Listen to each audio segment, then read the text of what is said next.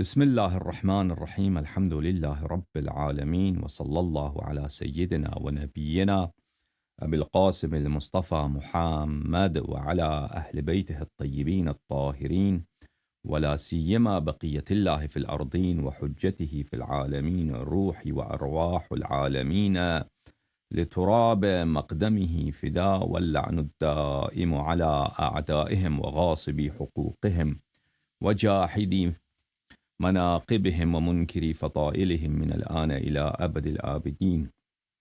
Assalamu alaikum ayyuhal mu'minun. I present to you the greetings of Islam. May peace be unto you. May Allah give you health, wealth, and happiness in this life and in the hereafter. Thank you for coming here and thank you for watching my show. As I've announced before, today I'm going to be speaking about the concept of jihad and how the concept of jihad and the duty of jihad and the sacred obligation of jihad can easily be misappropriated and distorted and hijacked into terrorism. And any religious dogma, any religious tenet, if it's not handled with honesty, it's as old as humanity itself. It could easily be misappropriated and distorted to serve various ends and very pernicious and very heinous ends. So I'm going to make my speech rather short, and I will not speak in detail. But then I'll give you time to ask me a question. And you don't have, when you call in, you don't have to just ask questions on the topic. You can ask questions on anything on your mind that is appropriate for this show. That would be appropriate for this show. Okay. So in Islam, the concept of jihad, which is to wage war, fi sabilillah, in the path of God, for the pleasure of God. So God would be happy in certain occasions if you have to use violence. That could be very easily distorted, and it is always distorted. And people are manipulated into engaging in jihad, and that comes out as acts of terrorism, very terrible, very horrible acts that you see around the world. This is the book of Jihad. Oh my, please allow me. So, okay, let me,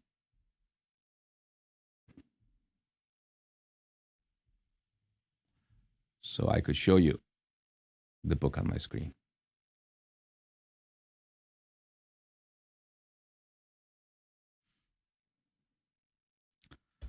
Okay, this is Al-Jihad fi al-Islam, Ta'alif al-Muhammad Mutawalli al-Sha'rawi. And he is a very famous scholar in the non-Shia tradition. This book was published when? 1998 in Al-Qahira. So, and what he discusses in this book is nothing out of ordinary. You would find this very common, these materials, in the books of non-Shia faith with respect to the rules of jihad. So, amma shurutu wujub al-jihad. The obligation of jihad upon whom? Who is obligated? Who's required by the tenets of Islam, by canons of Islam, to engage in jihad?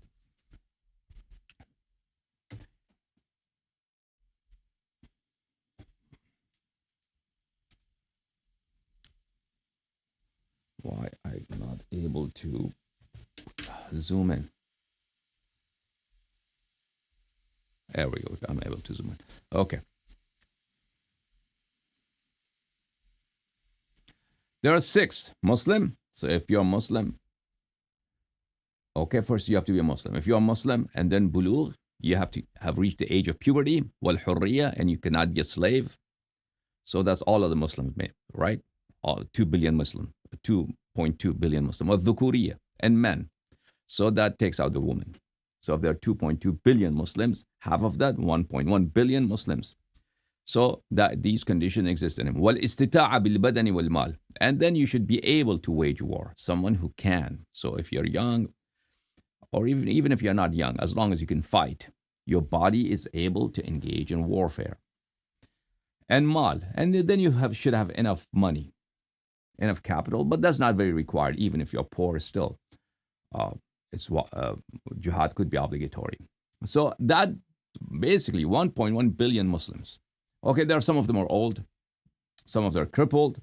They cannot engage in jihad. But there are not too many crippled people in the Muslim world. There are not too many. Muslim nations are generally very young people, young populations they have. So about 1,900,000,000 Muslims, 800 million Muslims, they are all an army, big army of jihad. So jihad is wajib on them, obligatory on them. Jihad against whom? You do. Who do you engage jihad in? Kuffar, all the different nations who are kafir and infidels, not Muslim. So they could be Christian, they could be Jews, they could be Hindus, they could be communists, and of course, any people who are declared infidels, even if they identify themselves as Muslims, such as Shia, right? Wal bughat, any person who really disagrees with you or disagrees with your leader, he would be a baghi, he would be a rebel.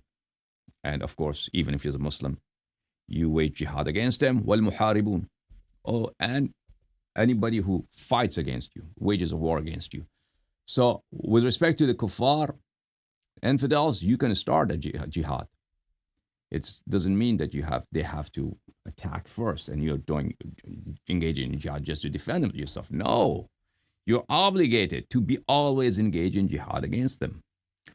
وَأَمَّا الْكُفَّارِ فَجَمِيعُ أَصْنَافِهِمْ. Kuffar, all of them, all types of kuffar, as long as they are not paying tax to Muslims, as long as they're not zimmi, they don't accept the superiority of Muslims, and they pay ransom, they pay tax every year, every month, or whatever the pact is with them, then you have to fight, or they become Muslims. You have to engage in war. So that is the rule of jihad. And this is not a controversial matter. This is a matter of consensus. And jihad requires what? You need an imam. You need a leader. And if you're 3 people, you can make one of you your imam. Your imam does not have to be somebody very learned. No, somebody very of unique characteristics. Any 3, 4, 5, 10 people can get together and make one of themselves an imam, and then they start jihad. They will be the group leader, party leader, and then declare jihad. So this is the exact formula for perpetual violence.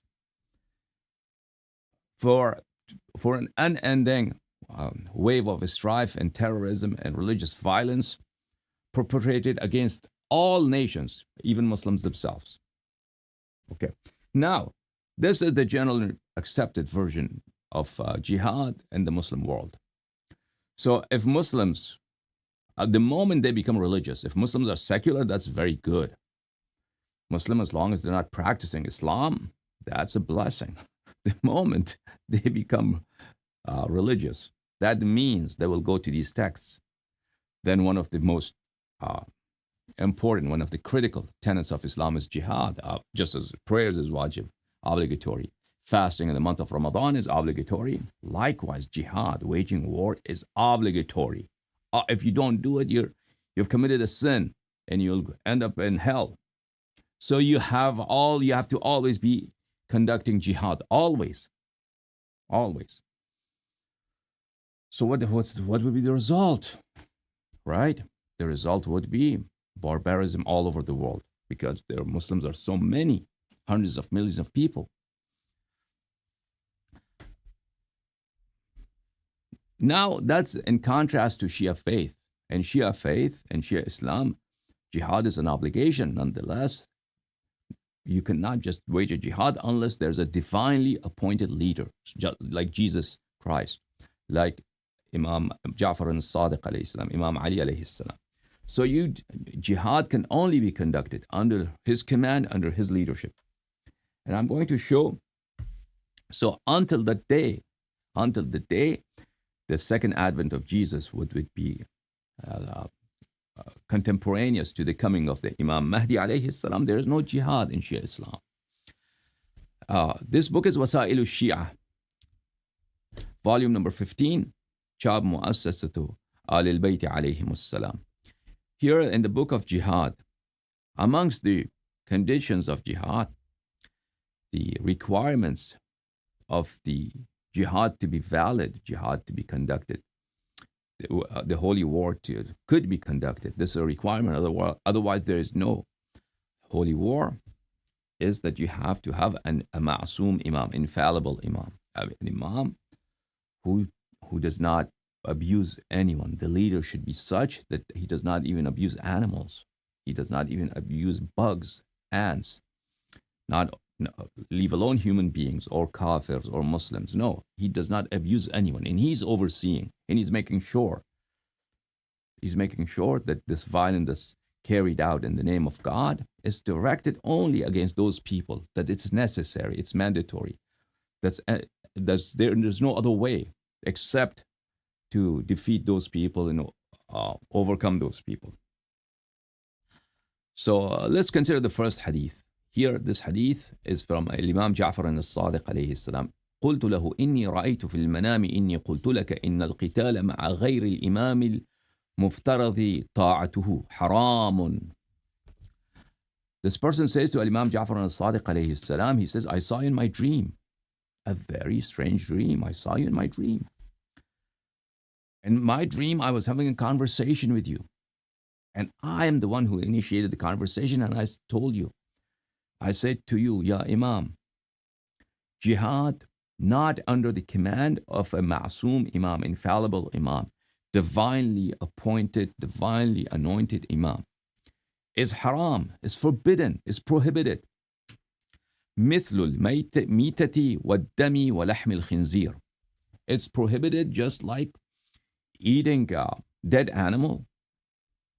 It's prohibited just like drinking blood is prohibited, and the flesh of pigs, pork, is eating prohibited. So I saw in my dream, I said, Ya Imam, Jihad not under the command, not under the leadership, not under the banner of an imam who is divinely appointed. It's forbidden just like eating dead animals. Eating dead animals is forbidden just like drinking blood is forbidden, and just like eating pork is prohibited. And in my dream you replied, you said, Na'am, huwa kadhalik. You told me, yes, this is so. فقال أبو عبد الله عليه السلام. So this person narrated his dream that he had seen to the Imam عليه السلام. And dreams are very strange, right? Dreams could be very powerful, especially in your dreams if you see the holy Imams عليهم السلام. Some perhaps has happened to you many a time in our lives, or if you read in history stories of people, they have seen strange dreams, and those dreams have come true, right? In the secular world, in the United States, Abraham Lincoln is very famous that he was assassinated. Right before his assassination, perhaps he put it in his diary, I forgot now, or he told his friends that I saw myself that I'm lying somewhere and I'm shot in my head. And that's exactly what happened. A few days later, he was shot in Ford's Theater in Washington, and they took him to a house nearby, and he was lying in the bed and he was unconscious until he died. So dreams could be very, very powerful, and human psyche, human soul is very strange, and the world is very strange. It's not just the things we see. At any rate, this person, he narrated his dream that I saw this in my dream. I had this conversation with you. Ya Imam, in my dream, the Imam alayhi salatu wasalam said to him, replied to him, huwa kadhalika, huwa kadhalik. So he replied twice, emphasis. For clarity and for emphasis and for hyperbolic purposes, the Imam alayhi salatu wasalam says, yes, it's indeed so. Yes, it's indeed so. What's indeed so? Jihad, not under the leadership, not under the banner of a ma'soom, infallible imam, is prohibited, like eating dead animals, like drinking blood, like eating pork. So those are the most abominable things you can imagine for a Muslim, right? For any person. Eating what? Eating dead animal or drinking blood.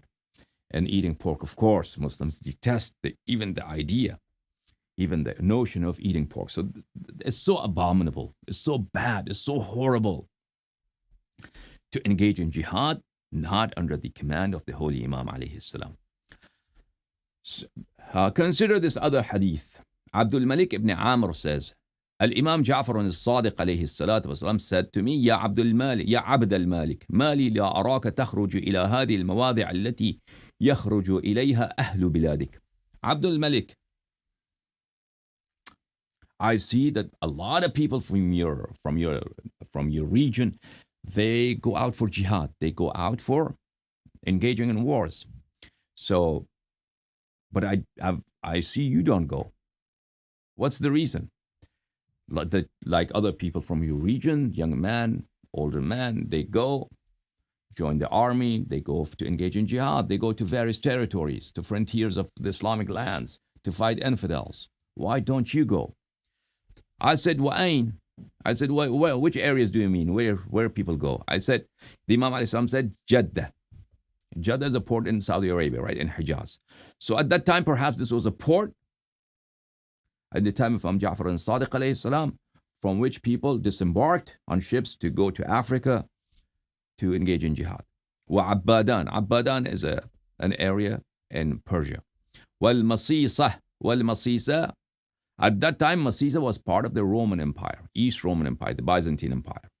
Today, Al-Masisa is situated in Turkey, modern-day Turkey. And of course, at that time, there was no Turkey, right?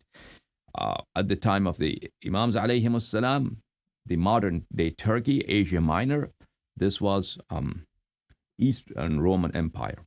There were Greek-speaking people at the time here. Wal-Masisa.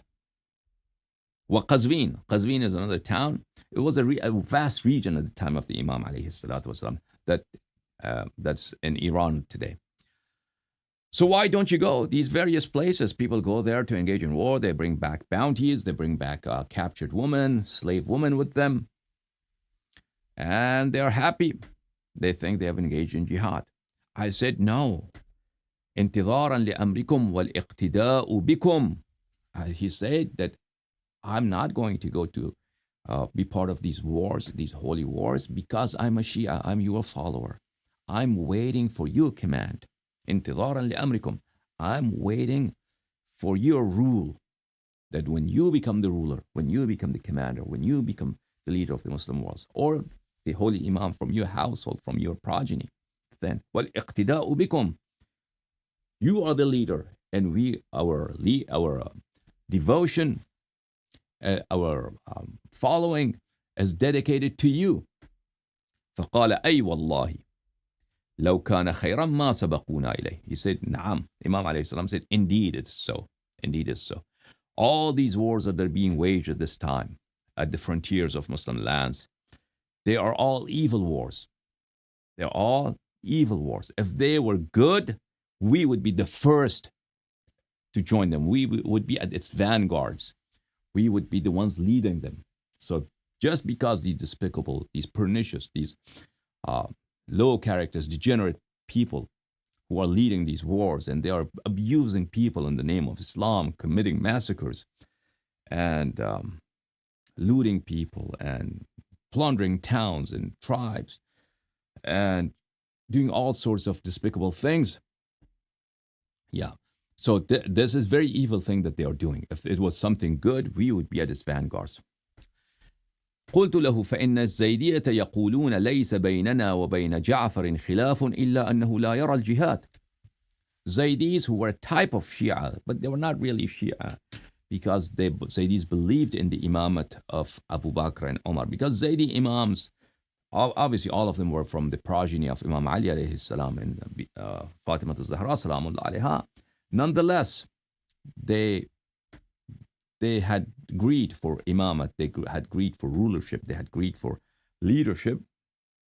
And because of their greed and because of their avarice, what happened is that they denounced the imamat of Ahlul Bayt alayhim wassalam. And because the majority of Muslims at the time revered Abu Bakr and Umar as the rightful caliphs after Rasulullah sallallahu alayhi wa sallam, in these leaders, because they needed popular support, they compromised on Abu Bakr and Umar.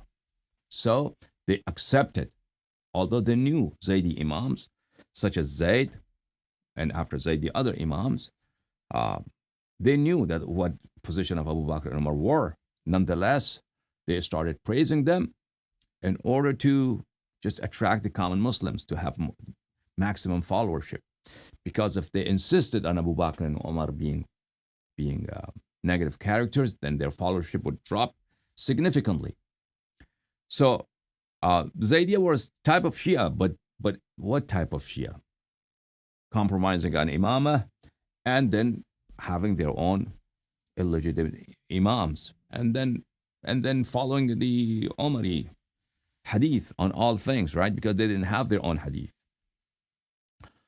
So in other words, their fiqh, the Zaydi fiqh today is complete Umari fiqh. Their hadith is vastly Umari hadith. So I said to him, the Zaydiyya who believe in jihad, they believe in holy war, that any person, but the only difference between jihad of Umaris and Zaydis is the Zaydis believe the leader should be a Sayyid. The leader should be from the progeny of Fatima Zahra salam alayha. Other than that, there is no difference in the concept of jihad between Zaydis and the Umaris. So they have said that we have no dispute with Ja'far as-Sadiq alayhi salam, except that he does not believe in jihad. He has abandoned jihad. He considers jihad haram, forbidden. So he doesn't believe in armed struggle. He does not believe that one should make an uprising against oppressive rulers and fight the kuffar, fight the infidels. فقال الإمام عليه السلام, he replied, Imam Ja'far al-Sadiq alayhi salam replied, أنا لا أراه. What are they saying? I don't believe in jihad. No, I believe in jihad. But jihad has its condition and requirements. I don't believe in the distorted form of jihad. بلى والله إني لا أراه ولكني أكره أن أدع علمي إلى جهلهم. Of course, I swear by God, I take an oath by Allah that I believe in jihad. But I am not going to abandon the path of righteousness, abandon the true jihad, the true notion, the true laws of jihad that's from Allah subhanahu wa ta'ala, and adopt their distorted rules of jihad. Okay. Abbad al-Basri was a person at the time of Al-Imam Zainul Abidin, Sayyid al-Sajidin alayhi salam. He saw Al-Imam Zainul Abidin alayhi salam is engaging in Hajj. So either he is journeying towards Mecca, but yes, of course, he's journeying towards Mecca. Abbad al-Basri met Al-Imam Ali ibn al-Husayn Zain al-Abidin alayhi salam fi tariq Mecca. He met him on the road to Mecca. فقال له, he said to Al-Imam Zain al-Abidin alayhi salam, يا علي ibn al-Husayn تركت الجهاد وصعوبته وأقبلت على الحج ولينه. He said, Ya Ali ibn al-Husayn, you have abandoned jihad because it's so hard. There's so hardship, so much difficulties that you have to go to the frontier, you have to wage war, and you have to be tired, you get wounded, you might get killed. There's all sort of exhaustion and sacrifice involved with jihad. So you have abandoned jihad and its hardship, and you're trying to perform Hajj because it's soft, because it's easy, because it's lenient. So you have made your choice. You have chosen the easy way. You have abandoned a difficult path. إِنَّ اللَّهَ عَزَّ وَجَلَّ يَقُولُ, Allah subhanahu wa ta'ala says in the noble Quran. Then he recited a verse. Imam alayhi salatu wassalam said, فقال له علي ibn al-Husayn alayhi salam, أتم الآية. Imam alayhi salatu wasalam said, continue. Recite the rest of the verse. Recite the rest of it. And he continued and recited the rest of the verse. So I'm going to, because in this page here, the full verse is not indicated, I'll take you to the Noble Quran to show you the full verses.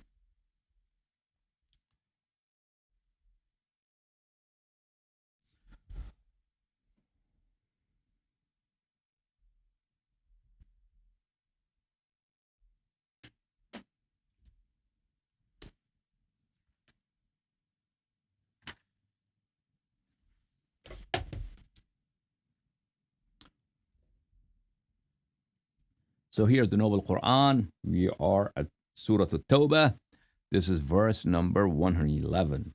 So the verse goes as follows. أعوذ بالله من الشيطان الرجيم. إن الله اشترى من المؤمنين أنفسهم وأموالهم بأن لهم الجنة. Verily, Allah has made a purchase. Allah has bought Allah has purchased from the believers their wealth, material wealth, and their souls, their lives. So mu'mineen have made a transaction with God, with the Lord. Mu'mineen have sold their wealth, given up their wealth, sacrificed it, given up their lives also to God, to Allah. بِأَنَّ لَهُمُ الْجَنَّةِ. In exchange, what is the price? The price is God's paradise, eternal bliss, eternal happiness in the hereafter. What a great transaction, right? You give up your belongings in this world and your life. You're going to die anyways. And in the hereafter, Allah subhanahu wa ta'ala forgives all your sins and you are taken straight to Jannah. Okay. Which are these mu'mineen who have made this transaction, who have given up their wealth and their souls, their lives, in exchange for Jannah? These ones. يُقَاتِلُونَ فِي سَبِيلِ اللَّهِ. They wage war. They wage wars in the path of God, for the pleasure of God, per command of God. فَيَقْتُلُونَ وَيُقْتَلُونَ. So, they kill and they are killed. That's what happens in wars, right? You kill and you get killed. فَيَقْتُلُونَ وَيُقْتَلُونَ. وَعَدًا عَلَيْهِ حَقًّا فِي التَّوْرَاةِ وَالْإِنْجِيلِ وَالْقُرْآنِ. This is a pact, this is a promise that's binding God. This is a binding promise from God that's mentioned in the Torah, in Evangel, and the New Testament, and also in Quran. Okay. وَمَنْ أَوْفَى بِعَهْدِهِ مِنَ اللَّهِ. Allah made this promise that if you give up your wealth for me and take the risk of your lives for fighting in my path, perhaps you'll be killed, then I give you Jannah in the hereafter. Allah has made this promise and made this promise in the Torah and the New Testament and the Quran. And who is more truthful to his word? Who is truer to his promise than Allah? So this is a promise that's ironclad. That this is a promise that's absolutely, there's no doubt in it that Allah subhanahu wa ta'ala will fulfill. That if you give up these things and you wage war in the path of God, and either you're killed or you kill the enemy, you go to paradise. So there's a promise indeed. فَاسْتَبْشِرُوا بِبَيْعِكُمُ الَّذِي بَايَعْتُمْ بِهِ. So rejoice, have the glad tidings, be happy that you've made this transaction, that you have sold your wealth and your lives to Allah. In exchange, you have purchased Jannah, eternal kingdom. Okay. وَذَلِكَ هُوَ الْفَوْزُ الْعَظِيمُ. And this is a great triumph, a great victory. So this person, Abbad al-Basri, he recited to Imam alayhi salam this hadith, and he was blaming and he was condemning the holy Imam alayhi salatu wasalam for not going to Jihad. Who? Al-Imam Zainul Abidin alayhi salam, right? And he's saying, you're going to Hajj. Hajj is easy. Jihad is difficult, requires sacrifice, requires to perhaps be killed, be wounded, all sort of sacrifices involved in jihad. It's very hard. So you have given up the hard thing for the easy thing. And he recited this verse. So Imam alayhi salam said, continue, read the rest. The rest is in the next page. At-ta'ibun. Who are these faithful? Who are these faithful? So they're not just any Muslim that he has made a pact with God, right? God has not made pact with any Muslim, right? That who gives up his wealth and his life and he's waging war, right? Either he's killed or he kills the enemy, he goes to paradise. No, it's not just anyone. There are specific people, not just anyone. They have to have these characteristics. At-ta'ibun, al-abidun, al-hamidun, al-sa'ihun, al-raki'un, al-sajidun, al-amirun bil-ma'ruf wal-nahun 'anil munkari wal-hafidhun li hududillah wa bashiril mu'minin. These people who have done pact to engage in jihad, they are not just any person. These are very specific people. At-ta'ibun, they are people who have renounced all sins, who have atoned for all sins. So they never lie, they never cheat, they never abuse, they never take people's property they never hurt anyone that you should not hurt, right? These are these people. So the um, attributes of a holy warrior are very, very exalted. Holy warrior who's to be engaged in jihad in Allah subhanahu wa ta'ala will give him paradise. These are very difficult attributes. Most people do not have it, right? Al-abidun, these are fervent worshippers of Allah, sincere, solemn worshippers of God. They engage in ibadah, they engage in acts of worship. They devote their nights to worshiping Allah, chanting Allah's name and worshiping and just enjoying, just talking to God. Al-hamidun, these are the people who say the glory of the Lord all the time. They remember who they are and what's their position with respect to the Creator. As-sa'ihun, they always keep fast, always, not just in the month of Ramadan. The rest, sa'ihun, yani as-sa'imun. They always keep fast. Ar-raki'un, they always bow before the Lord. They do not have arrogance. They do not have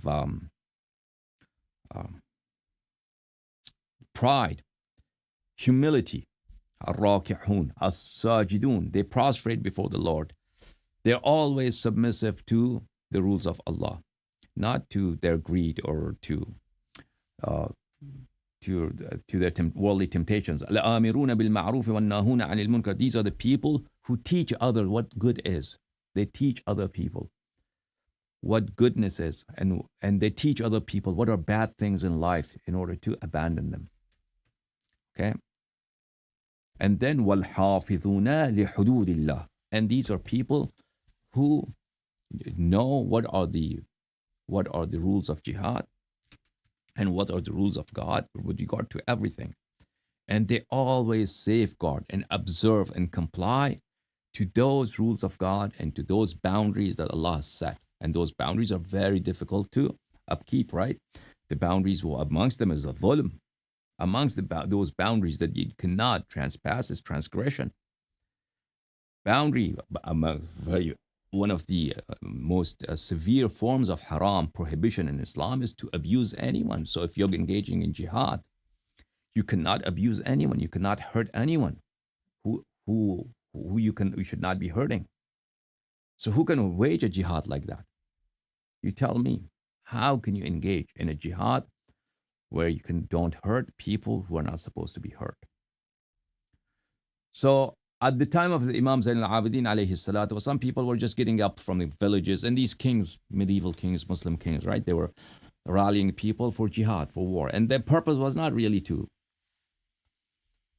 teach people what good is and what bad is. The purpose was to go loot and plunder and conquer new territories, and especially bring those treasures. Each area has its own king. When you conquer an area, there's a lot of money and gold and silver and the treasures. You bring it back here. And then, of course, that area would be conquered. Now you levy taxes on those areas, and that generates income. And also bring in slaves. Bring in slaves. All young men, all young women, good women, beautiful women, take them back with you. So that basically jihad was an act of plunder. And these were carried out. And of course, the first and foremost thing that's prohibited in Islam is to abuse anyone. You cannot abuse a bug. You cannot abuse animals, let alone human beings.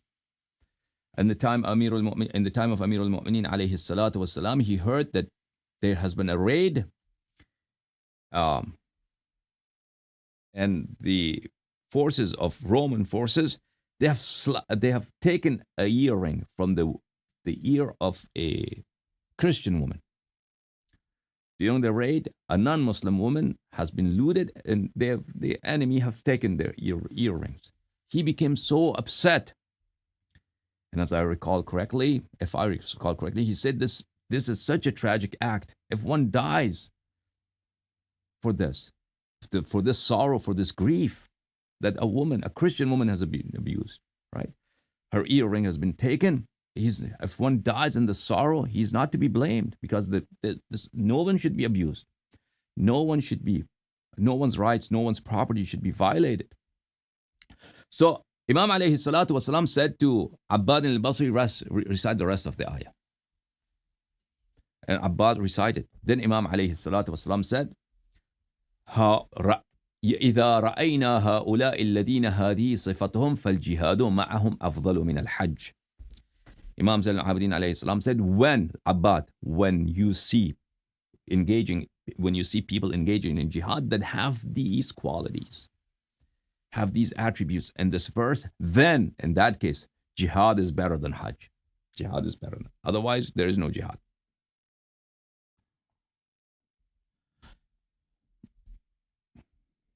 So our Imams alayhim salam lived in the times of jihad, right? All these fake jihads, all these holy wars that were not really holy. They were very unholy, dirty jihads, right? But our Imams alayhim salam were always against it, from Imam Ali alayhi salam all the way to Al-Imam Al-Askari alayhi salam. أبي جعفر الثاني عليه السلام في حديث طويل في شأن إنا أنزلناه الإمام الجواد عليه السلام, the ninth Imam سلام الله عليه, says ولا أعلم في هذا الزمان جهادا إلا الحج والعمرة والجوار. At this time, at my time, there is no jihad. Although this was an era of jihad, this was the era of Islamic expansion. Muslims armies were conquering new territories. Bani Abbas, they were attacking, they were making advances in the east, in India, in Central Asia, in the west, with Romans, and in Africa. All areas Muslims were advancing. Imam alayhi salatu wasalam said, there is no jihad except Hajj, going to Hajj, Umrah, acts of worship, dedicating yourself and your time to Allah. And Hajj and Umrah are so enjoyable, spiritually uplifting, if you've been there, right? So Al-Hajj wal-Umrah, ziyarah of Imam Hussein alayhi salam. If you go there, it's such a spiritual journey, especially if you spend a little longer time. If you go to Medina, stay there 10 days, 15 days, and go to Mecca, spend there a couple of weeks. Go often there to pray, recite Quran, do tawaf. It's spiritual. This is not comparable to anything worldly. We cannot compare it to anything that I cannot say it's like this or like that. It's all I could say is a spiritual journey that's very, very enlightening, very illuminating, very enjoyable. It brings peace, serenity, it's tranquility to your soul. It really you feel the shine, the light inside of you. Likewise, going to Al-Najaf al-Ashraf, going to Karbala, going to Qadimain, going to Samarra, Al-Mashhad al-Muqaddas. Hajj, Umrah, and Jiwar. And good neighborly living. Jiwar means what? Good, being a good neighbor, being a good citizen. That's your jihad. There's no jihad except worshiping the Lord and being a good neighbor, being a good part of the society, being kind to your neighbors, being kind. And in a hadith of Ahlul Bayt alayhim salatu wasalam, your neighbor is not just the person next door. It's 40 houses. 40 houses to the left, 40 houses to the right, 40 houses in front of you, 40 houses behind you. So it's the society, basically. At that time, cities were not that big. So where you live, being kind to people, that's your jihad.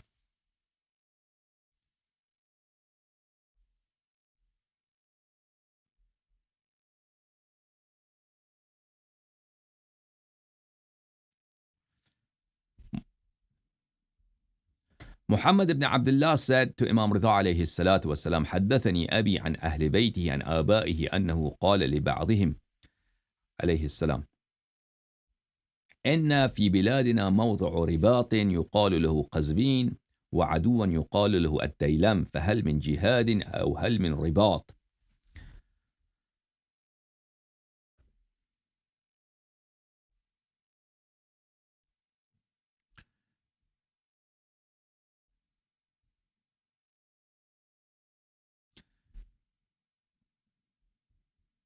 In the region where we live, there's an area that's called Qazvin.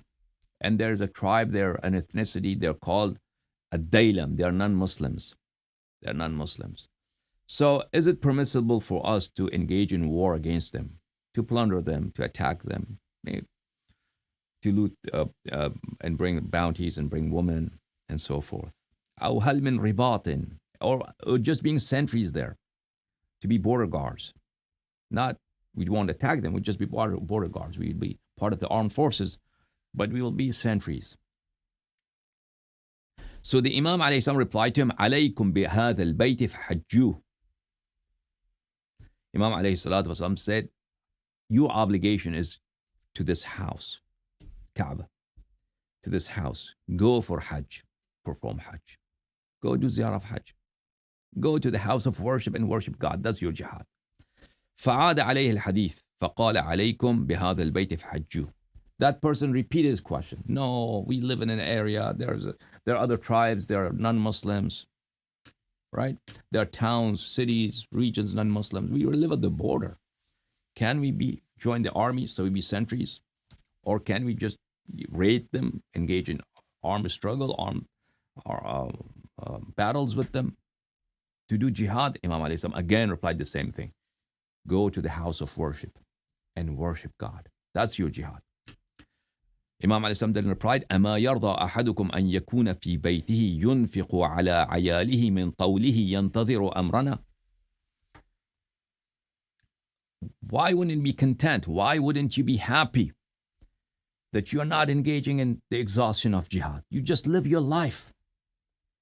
Live your life in your house with your family and provide for the needs of your family from your income generously. أما يرضى أحدكم. Why you're not happy? أن يكون في بيته, that you live in your house with your family. ينفق على عياله من طوله, and from your income generously spend to take care of the needs of your family. Live your life. Just be a good father, be a good member of the family. And ينتظر أمرنا, and wait for the coming of the Messiah. Until that time, the coming of the Mahdi alayhi salam. Until that time, just wait. Don't get engaged in wars and battles and violence. فإن أدركه كان كمن شهد مع رسول الله صلى الله عليه وسلم بدرا. If you're fortunate that you see that time, that blessed, that luminous time when the Imam al-Mahdi alayhi salam comes and Jesus Christ come, so that will be like you are in the companionship of the Nabi sallallahu alaihi wasallam, that you are with Prophet Muhammad sallallahu alaihi wasallam in the Battle of Badr. That would be, it would be so blessed, it would be so glorious, that as if you are with the Nabi sallallahu alaihi wasallam in Badr. فإن ماتا ينتظر أمرنا كان كمن كان مع قائمنا صلوات الله عليه هكذا في فصلاته جمع بين السبابتين ولا أقول هكذا وجمع بين السبابة والوسطى. And if he dies before that, so if you just live your life, being a good person, being good to your family and earning money and taking care of your needs, and just wait for when Al-Mahdi alayhi salam comes and Jesus Christ comes, and then you will, if they order to jihad, do jihad, you do jihad, right? But you wait for that time, and then you die, and you don't see that time, right? You will be with Imam al-Mahdi like this. You will be the same like Imam al-Mahdi alayhi salam, like this. And then he said, I don't mean like this, because one is longer than the other. You will be like this. You will be so close to him. It means your companionship is so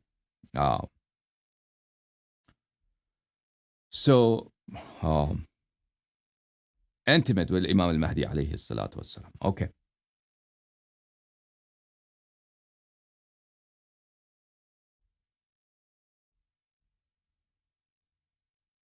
Okay, there are other narrations in this regard, but I'm not going to read because I told you.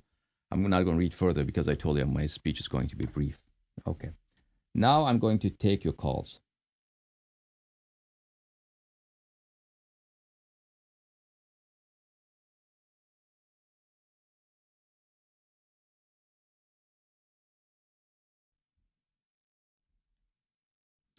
Okay, if someone wants to call me, you can always also call me on these WhatsApp number, and also on those phone lines. Those phone lines are not, what it says phones is not WhatsApp. WhatsApp is just the first one, okay? If you want to call, if you have a question, I'd be glad to answer.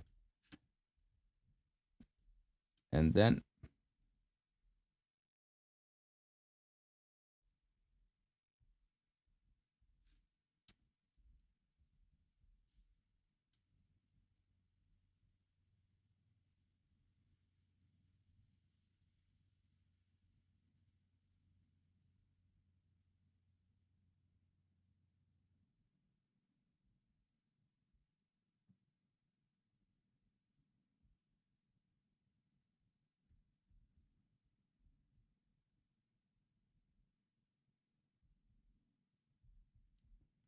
Okay, I have Abbas here. Brother Abbas is here.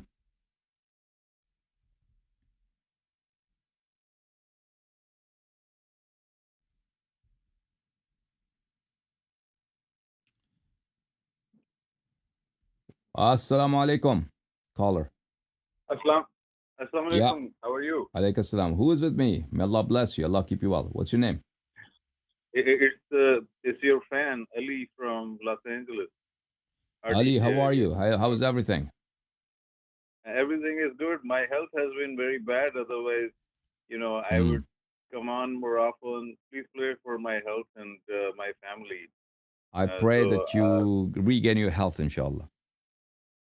inshallah, and biryani on me this time. Okay. Thank you so much. Inshallah. You what? All right.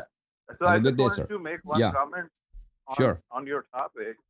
Uh, it's really good what you're doing and exposing the sources of terror, which are these fatwas, these actions that Sahabas committed, and I think that's very, very important. But to link it to current times, where is it being used? Uh, you know, uh, uh, Particularly what came from the Rida wars and against the Mani'in or so-called Mani'in of Zakat. Uh, where they're using it today is two groups, which is the Salafis and the Deobandis, and they're used by various external sources Hmm. on both sides. But Yeah. uh, the weapon of destruction is the extremist Salafi and extremist Deobandi. It's never a Barelvi. It's never a Sufi. It's if you Google all the terrorist groups from LEJ to Sipah Sahaba to Al Qaeda to the groups like Al Shabaab in Africa, they're either Salafi or Deobandi. None of them are Sufi or Barelvi. So just wanted to Well, make there, that there comment. are, there are, there are. The Sufis would be the Shia. The terrorist groups that are Yeah. Shia, they're Hezbollah, they're Sufi. They're Shia Okay. Sufi. And I'm all talking your about militias in them. Iraq, right? All the Shia militias in Iraq to engage, to abduct Shias, kill Shias, assassinate their opponents in the But Shia community. Yeah, yeah, they're they all. do not use the fatwas of the Sahabas, right? They do not. They use the distortion of the faith. I agree with you. Yeah, they But use the in terms fatwa of of Khamenei and Sistani and Khomeini, of course. Yeah. yeah, but they're not Sahaba, right? No, they're Who not Sahaba. uses these the what I started with was the Mani'in is zakat, the Rida Hmm. wars. These are the uswa of the current extremist Salafi and Deobandi group. I totally agree with you that the Shias of the new post 79 era are very much the opposite of what Shia traditionally was, which is waiting for Imam Mahdi al-Islam and his revolution, Hmm. and that's what we should be doing. And Yeah. yeah, thank you for exposing that too. But Well. just to make the point clear, what I'm talking about is what you were saying that to link, where those fatwas are being used today. It Hmm. is the extremist Salafi and the extremist Deobandi. So Salafis in the Middle East and Africa mostly, because that's where they are, and Deobandis in South Asia. And not all Deobandis, and of course not all Salafis. It's just the extremists within them that get used by their ulama showing them these fatwas or these actions. That's all I wanted to say. And Yeah. may Allah bless you. Thank you, sir. May Allah Thank keep you you. well. Thank you. Appreciate it. Thank you, sir. Thank you, brother. Okay, brother Abbas. Assalamu alaikum. How you doing, Abbas? Assalamu alaikum. Assalamu alaikum wa rahmatullahi wa barakatuhu. Sheikh Hassan Alaikum salam. Allahyari. Can you hear me? I can hear you very well. Thank you, sir. May Allah How keep you are well. you? Not bad. Thank you. Shukran, alhamdulillahi rabbil alameen.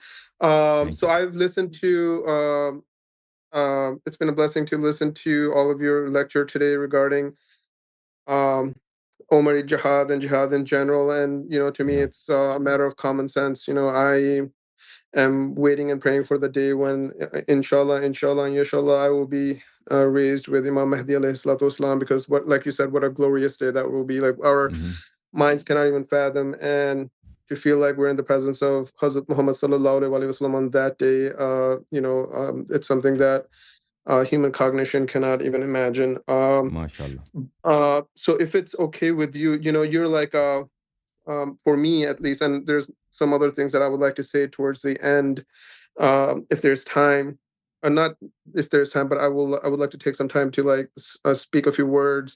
But Hmm. you're like, for me at least, you're a fountain of knowledge, right? I'm your And, servant. Thank and you so much. well, you're not my servant. You're a servant of Ahlul Bayt alayhi salatu wasalam, right? Thank you. And you're serving them, and because of that, they've blessed you with knowledge, so that uh, people like me who want to learn and gain knowledge so that they can be closer to them can do so. And in that Hmm. regard, you're one of the biggest blessings of Allah subhanahu wa ta'ala for us. So but if with your permission, I would like, so in that regard, so that I can gain knowledge from you, and because Hmm. I don't have direct access to you, and can only take a little bit of your time once a week, which in and of itself is once again a blessing. If I can ask you questions that are off topic, would that be okay? No problem. Sure. Thank you very much. So there are a couple of questions there are a few questions that I would like to ask, and I would really, really appreciate, because as an alim, you have to speak at different levels, right? Hmm.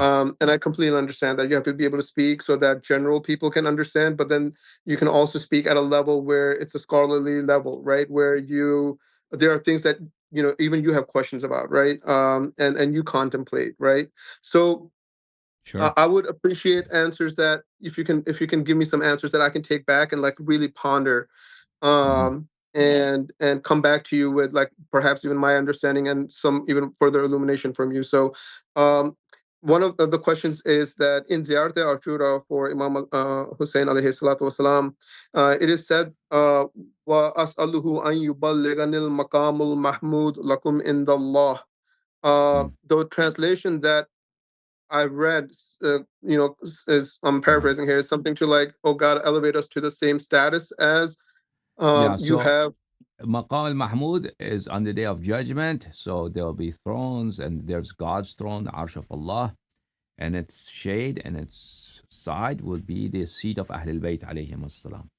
And all those people who have dearly loved Ahlul Bayt alayhim assalam and have devoted their lives to follow Ahlul Bayt alayhim assalam and have helped and supported Ahlul Bayt alayhim assalam, they will be there with Ahlul Bayt alayhim assalam. And Rasulullah sallallahu alayhi wasallam has said that whoever loves me, he held the hands of Imam Hassan and Imam Hussein alayhim assalam. Clutching their hands, he said, whoever loves me and these two and their father and their mother, he will be with me at my status, at my position on the day of judgment. So narrations in this regard, that those who believe in Ahlul Bayt alayhim wasallam, and those who follow Ahlul Bayt alayhim wasallam, and those who dearly from the bottoms of their hearts love Ahlul Bayt alayhim wasallam and support Ahlul Bayt alayhim wasallam, right? They will be together with Ahlul Bayt alayhim wasallam in every station. And in paradise too, they will be with them. Yeah, absolutely. So in the Ziyarah of Ashura, you supplicate to God, supplicate to Allah. You ask Him to help you to reach, to be with them on the day of judgment. So the being in the same status, is that in physical location, or is that in terms of spiritual nearness Absolutely to Allah physical. subhanahu No, wa no, ta'ala? absolutely it's physical. It's physical. Yeah, it's a place. Okay, good. Thank you very much. Oh, Uh, sure. many and these things I've been kind of curious about. Many months ago, I saw a video of yours in which you mentioned that Allah subhanahu wa ta'ala has blessed you with some knowledge that even you're proud of, right? And that you don't believe that any other alim has, because it's unique and specific to you. And you've discovered some things within Islam that are of such caliber where you have not ran across them in your entire knowledge career. So therefore, it's a unique blessing of Allah Subhanahu wa Taala to you. And I was wondering if you wouldn't mind taking just some time to like tell me just one of those so that I So can. because Um, nobody reads a hadith of Ahlul Bayt alayhim Islam is totally abandoned, right? So there are lots of things hidden in the pages of books. Lots of things that scholars have sure. skipped them through centuries. Centuries. Hmm. Our hadith remain virgin remain untouched, remain unexplored. Therefore, if any person reads the sayings of Ahlul Bayt alayhim assalam and contemplates and considers them and thinks with some profundity, he will find many things that are new to him, and they're not mentioned in other books and other places. So yeah, of course, yeah, there are many things, and I've not made a list of how many things. They're tremendous. There are many things. Absolutely. Yeah, if you aren't it would be really amazing if you could make a show of or a lecture of those things, Okay. that you could share with people. I would certainly, I know I would benefit tremendously from that, and I would really, really appreciate it. Um, Inshallah. and so, along the same lines, I had another question that if you can tell me some things that you find absolutely fascinating and like sort of like mind blowing about Allah Subhanahu wa Taala and Ahlul Bayt alayhi salatu wasalam through your readings that really made you fall even deeper in love with the religion of Islam and how beautiful and how perfect and how immaculate it is. If something that just comes to mind, something that I can take with me, I would appreciate it. But if you need time to accumulate it and make a Everything lecture on. about the madhab of Ahlul Bayt alayhim salam, everything is so beautiful. Everything is so captivating, and so it's so endearing to the heart. Not one thing, right? All their teachings, their akhlaq, the way they lived, and the way they talked, their teachings, and how we should spend our lives, and then their instructions for us, especially the acts of worship of God, to how to speak to God, because that is the foremost truth in the world. Who is our creator? Where are we coming from? That we have a king that we do not see, that we do not hear, that we cannot touch. And he's all hearing, all knowing. What words are appropriate to him to address him, how we should address them, how we should talk to them. Ahlul Bayt alayhim salam have taught us that. And that can be a very fulfilling spiritual experience, a very enjoyable, ecstatic experience for any person. And that you find immensely uh, uh, prevalent in the teachings of Ahlul Bayt alayhim salam. How to consider the Lord, the Creator, God, how to view Him and how to worship Him, and how to talk to Him, how to make your bond stronger with Him. And our books of du'as, books of worship, and how in what physical conditions, what hours of the day and night, what days of the week, what are the appropriate times, all of that, right? That you can never, by your mind, human mind can never discover them. You cannot. You can study literature, you can study science, but you will never discover these truths. That how is the Lord like? Scientists don't know. Nobody knows except Ahlul Bayt alayhim salam, because they are coming from the Lord. God has sent them. Allah has sent them, right? So that's just one aspect of their teachings, but that's very important, very important. That we find our place in the universe, that we are very tiny, minute, inconsiderable, forgettable, nothing creatures, absolutely nothing, so powerless, so little, so transient. Allah is all that powerful, all beauty, all majesty, all glory. And then how we can become His friends, how we can become His companion, how we can converse with Him, and how to hear Him talk back to us, right? That is the teaching of Ahlul Bayt alayhim salam. And look at Ahlul Bayt alayhim salam, how they talked. Amir al-Mu'minin alayhi salam khutbas, his sermons, right? Every sermon he speaks, it starts with talking about God. Every sermon. In very eloquent terms, he doesn't tire from saying his attributes. In most beautiful words, teaching us how the Lord is. And the du'as of Amir al-Mu'minin alayhi salam, du'as of Imam Zain al-Abidin alayhi salatu wassalam. It's so sad. It's so sad. We lived our lives and nobody taught us these words. Nobody. They remain in books, printed in the libraries. Nobody opens this for us. When we were growing up, nobody taught us, right? And some of us discovered them on their own. And still they are hidden. And if you try to teach to people, the backlash, it's strange. It's very unbelievable, the backlash from Shias themselves, let alone the other congregations, other communities.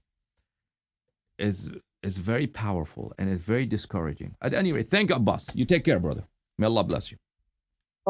Can I ask you one more question, if you don't Yeah, go mind? ahead, please. Yeah, sure. Okay, so because it's to me, it's like the most important question I have, and I Mm-hmm. was considering whether I should ask you or not. Mm-hmm. But because of what you've just said in your previous response, I take it as a sign that I should go ahead and ask it. And I feel like I have no doubt that only the sayings of the Imam and Ahlul Bayt alayhi salatu wasalam can answer this question. Uh, and so my question is, and I'm going to set this up just briefly so that you understand that where my understanding is. Um, no matter where the human Sure. being is born, they eventually end up to the conclusion that there is one God, right? Through all the trials that they go through, whatever that stages may be, they come to the conclusion they can, if they're using their intellect, Yeah. that they're coming to one God, right? And then they can Mm-hmm. come to the conclusion that we're all His creation, the universe is His creation, etc., etc. And so there's only one Allah subhanahu wa ta'ala. He's such that no one can keep company with him. And he has never been begotten, nor will he beget, etc., etc. So I understand Tawheed and all of this other stuff, right? So my one question that I'll come straight to, and I'm hoping that you can understand essentially what's behind it, right? Mm-hmm. Is how is it that Allah subhanahu wa ta'ala is? So my question isn't, is Allah subhanahu wa ta'ala How is, it is that he is? yes, if that How makes is it that? sense. What do you mean? How it is that he is? So What is the cause of his being? You're saying? no. There is no cause of his being. He's the cause of all Okay. causes, right? So I Okay. understand that part. My thing is when I contemplate Allah subhanahu wa ta'ala, right, and I Mm-hmm. go to the depths that my mind can go, I understand that we cannot say that he is somewhere, right? We cannot say Mm-hmm. that he's like in any realm, any dimension, or etc. like that, because that would be limiting to him, right? And Mm-hmm. thereby there are not any limiting characteristics that we can place on him, right? Or anything like that, Okay. right? So Mm-hmm. there's a limit where our minds stop the ability to contemplate, right? And he is Mm-hmm. like, I can't even say he's in that realm because once again, that statement in and of itself is limiting, right? So what Okay. I'm saying is Allah subhanahu wa ta'ala is. I understand Tawheed, I understand like to my best of ability what Imam alayhi salatu wasalam have taught me how he is, right? So my question is, with all of that, keeping all of those things in mind, the question that comes, that's sort of like the ultimate question is, how is it that Allah subhanahu wa ta'ala is? If that I makes don't understand sense. what you're saying. I don't know how that he. Okay. We don't know how he is. Allah subhanahu wa ta'ala, these is numerously mentioned in the hadith of Ahlul Bayt alayhim salam. Allah subhanahu wa ta'ala, there is no how about God. That how he Mm. is, right?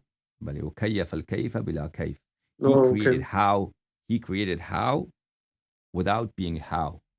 So there is no Mm. there is we know his attributes and other things that we say how about them. They are limited, so we observe them. They're either soft or they're hard or they're distant or they're close or they're black or they're white. All these things that we describe things how they're material things, howness. Mhm. The answer to how, right? But if something is unique, if something is not material, so there's no change in him, no flex in him, and he cannot be seen, he cannot be touched, he cannot be heard. Only we know that he exists, and he's all powerful. He's all knowledgeable, all hearing, all seeing, everything he knows, all powerful, all compassionate, and he has created things with great wisdom, right? That's all we know. But other than that, we don't know. He doesn't have Okay. howness. Yeah, Yeah, that's howness what I is needed to hear. Is irrelevant to him. Yes, absolutely. Thank you so much. yeah. Take care, Thank you. brother. That's what. Okay. Thank you. Thank you. Bye Thank bye. you. Thank you. Thank you, brother. May Allah bless you. Allah keep you well, brother. Abbas. Now I have a caller from the UK. UK caller, go ahead, please. Yes. Yeah. What's your name, brother? Imran calling from the UK. UK Imran. What's happening? Alhamdulillah, how are you? Not bad. Discussions as of late, and I've been watching a lot of your Haram shows, and they've been not for me. I'm just for a lot of people as well. So inshallah, please do keep up the English work, especially. A few different questions. So I mean, if I can ask them and then I can drop one, then you can answer them. If that's okay. Sure. Feel free. Yeah. So first question was actually, today, as you know, is amongst the Shias. I mean, there's so many different divisions and factions amongst the Shias themselves, right? Yeah. So many different opinions and scholars and groups, and even they themselves have become so divided. I mean, yeah. So, I mean, it seems like it's only getting worse. So, I guess before the coming of the Imam, I mean, what is the true way to unity amongst the Shias? And when the Imam alayhi salam reappears, do you think that will become united under him and they will sort of reject the unity that everybody will act the same way and believe the same thing and they will not disagree? I don't think that's going to happen before that time the Imam alayhi salam comes, because always there will be people who have material objective, material benefits, and people's disillusion, and people's jahalat and ignorance. So there will be always false propaganda and disinformation and misinformation within the Shia community about Islam, about teachings of Ahlul Bayt alayhim salam, because it serves people's purposes. Those people who lead the Shia, it serves their purpose that Shia always remain ignorant, always remain misinformed and disinformed, and consider them their gods. So whatever Sistani says, that's the rule of Islam. Whatever Khamenei says, what's the rule of Islam? Why should Shia go any other way? They are the kings. They're not going to let that go, right? And there are people like them, like Khamenei and Sistani, that they want to be those kings. They want to be the lords, like Sadiq Shirazi, like Makarim Shirazi. And there are as people who have these aspirations are many and many and many. And very few will be interested, very few, that nobody is king here. Everybody is a subject that has to follow Ahlul Bayt alayhim salam. And nobody's words is the law of Islam except Ahlul Bayt alayhim salam. So there will be, true unity is impossible, practically impossible, that unity could be materialized, because these forces, they are not going to just give up all the advantages, all these very magnificent and mighty and impressive business empires and religious empires they've built. And also, there will be, even if those people who follow religious texts closely, there will be disagreements amongst them also at some level, because of various levels of understanding of religious texts. But those kind of differences are minute; they are not very tremendous. The important thing about difference in Shia is what I mentioned to you, that just the Shia leaders, they love the dunya, they love to be worshipped. They are not going to abandon that voluntarily, that position. Okay? Makes sense. I mean, the leaders is one thing, but I think most Shia, at least whom I speak to, when you actually present the narrations of Ahlul Bayt and things like that, they're obviously quite open to learning, and even though from childhood they've been follow it, X person or X scholar, but most of them are actually quite open. And my sort of hope is that maybe not now, but inshallah with the reappearance of the Imam, at least that the Shias hopefully will be united and put all these differences aside. Is that what you think will happen? I doubt it. I think the Shias today, they will reject the Imam. Majority of Shia will reject him, because we see they reject the Hadith of Ahlul Bayt alayhim salam.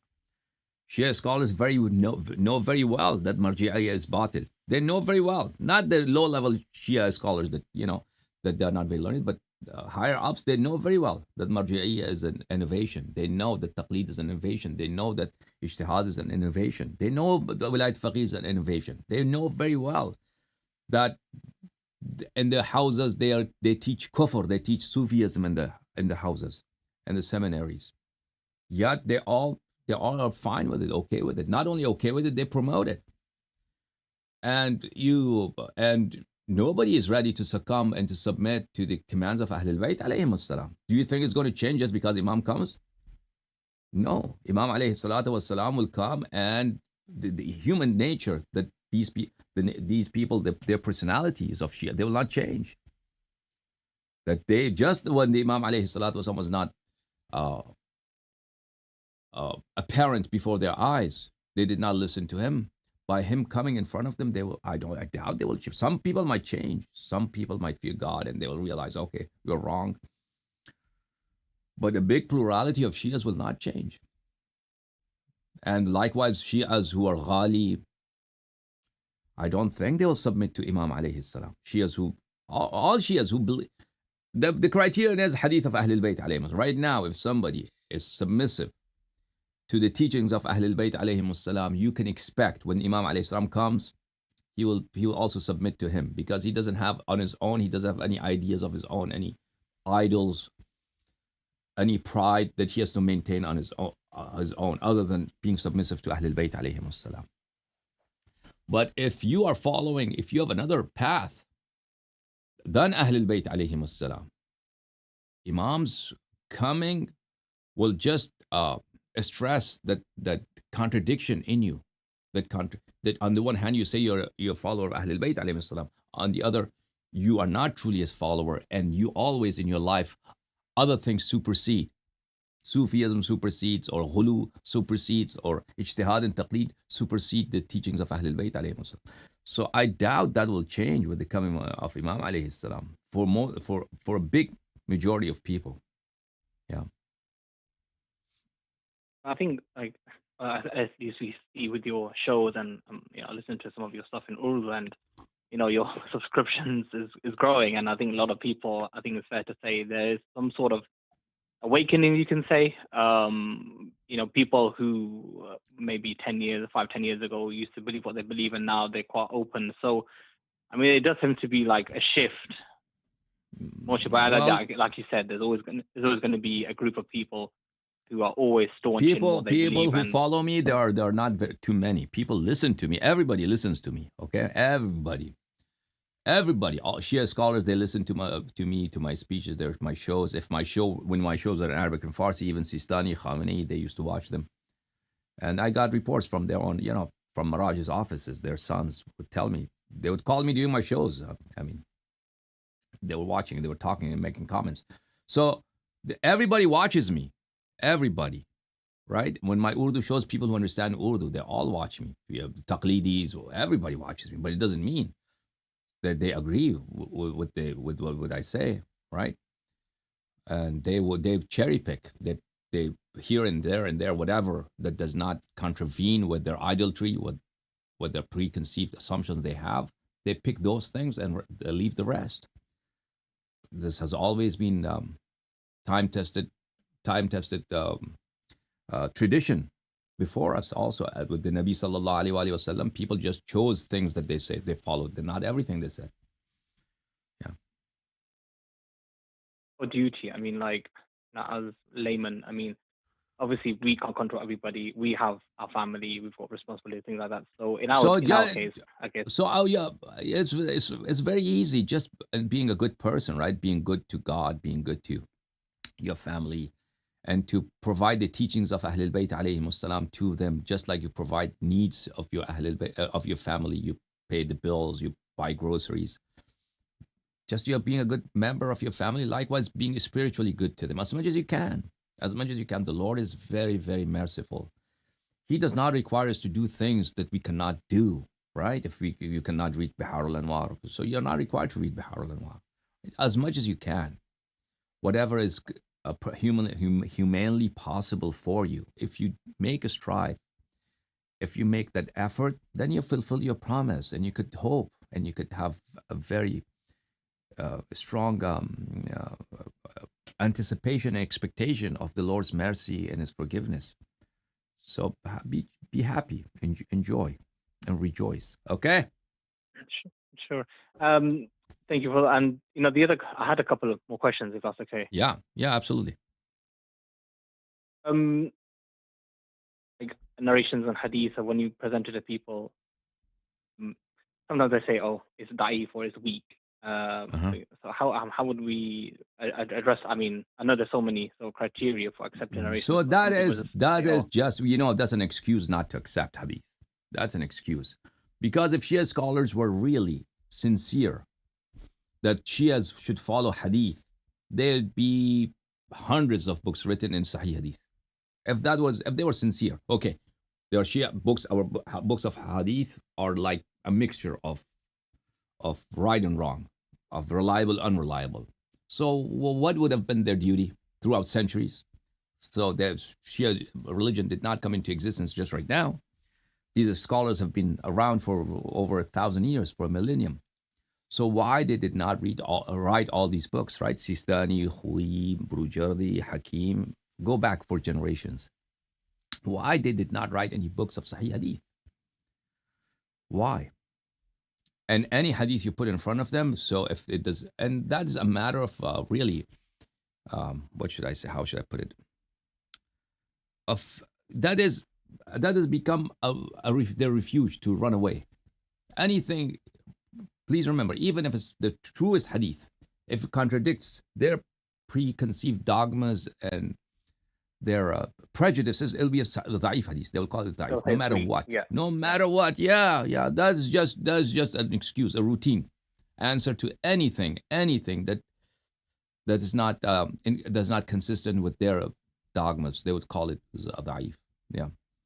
So that is, we all know why they didn't write any books of Sahih hadith. Okay, our books of hadith are not reliable. Why don't you enlighten us and write some books of hadith that are of books of Sahih hadith? I think you've spoken about, I think previously, I think that I know there was, he did write a book of Sahih narrations from Al-Kalafi, right, and Bihar al-Anwar. But then I know what you said in your lectures about him and things like that. But I know that so that's just one guy, but his methodology is very questionable. If you consider the methodology that Bihar al-Anwar was written, not Bihar al-Anwar, but Al-Kafi in books of Saduq, and these people were written, you will realize that these books are very, very reliable. When they say our hadith is da'if, when Shias say this hadith is da'if, what do they mean as da'if? The criterion for being da'if is not something scientific or something taken from Quran and Sunnah. It's taken from Bukhari and Muslim. So they have no shame. They take those standards of Umari muhaddithin, Umari scholars, and they apply, and those Umari muhaddithin, they made these standards, these criteria to judge hadith, to evaluate hadith, whether they are sahih or da'if, based on their own ijtihad. They made them up. These are all man-made things, right? So these criteria, these formula were created by Umari scholars, and they have borrowed from them. And they reject the sayings of Ahlul Bayt alayhim salatu wasalam that have been narrated through the most reliable and trustworthy ways.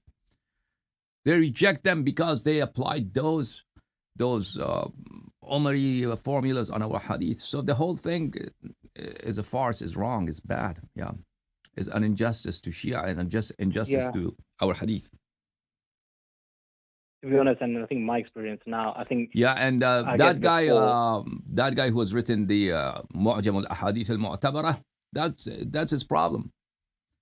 That is his problem. Yeah, that he doesn't understand Shia hadith. He did not spend his life reading hadith. He is a mujtahid, and a very lousy mujtahid, a very weak mujtahid, not a very well learned mujtahid on that either.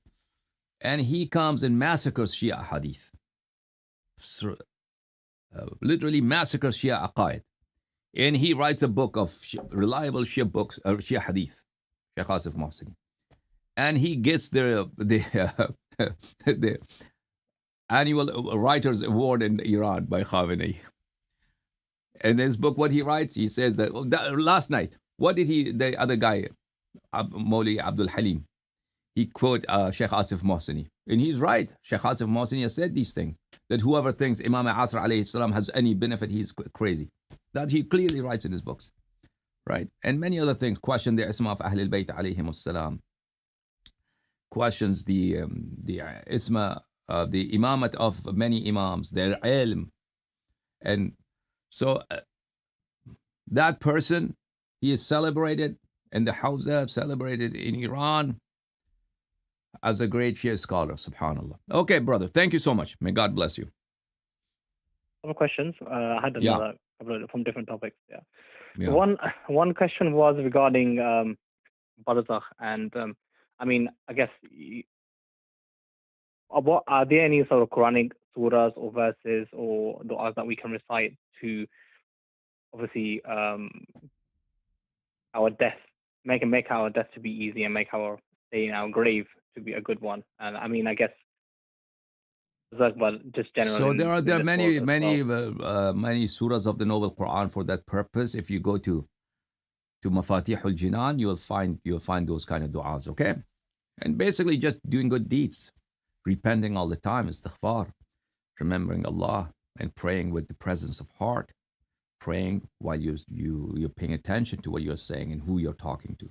All that, the result of that, the consequence of that would be that you will have a good hereafter. Okay, thank you so much, my brother. May Allah bless you. And one question on istikhara, if that's okay. Yeah.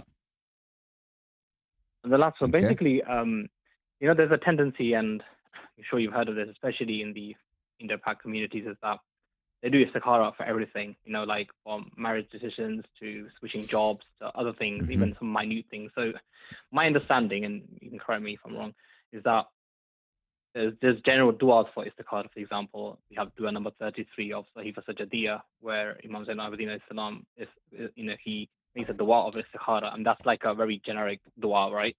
However, then there are other forms of istikhara, like taking the tasbih or the Quran, and the other forms of istikhara.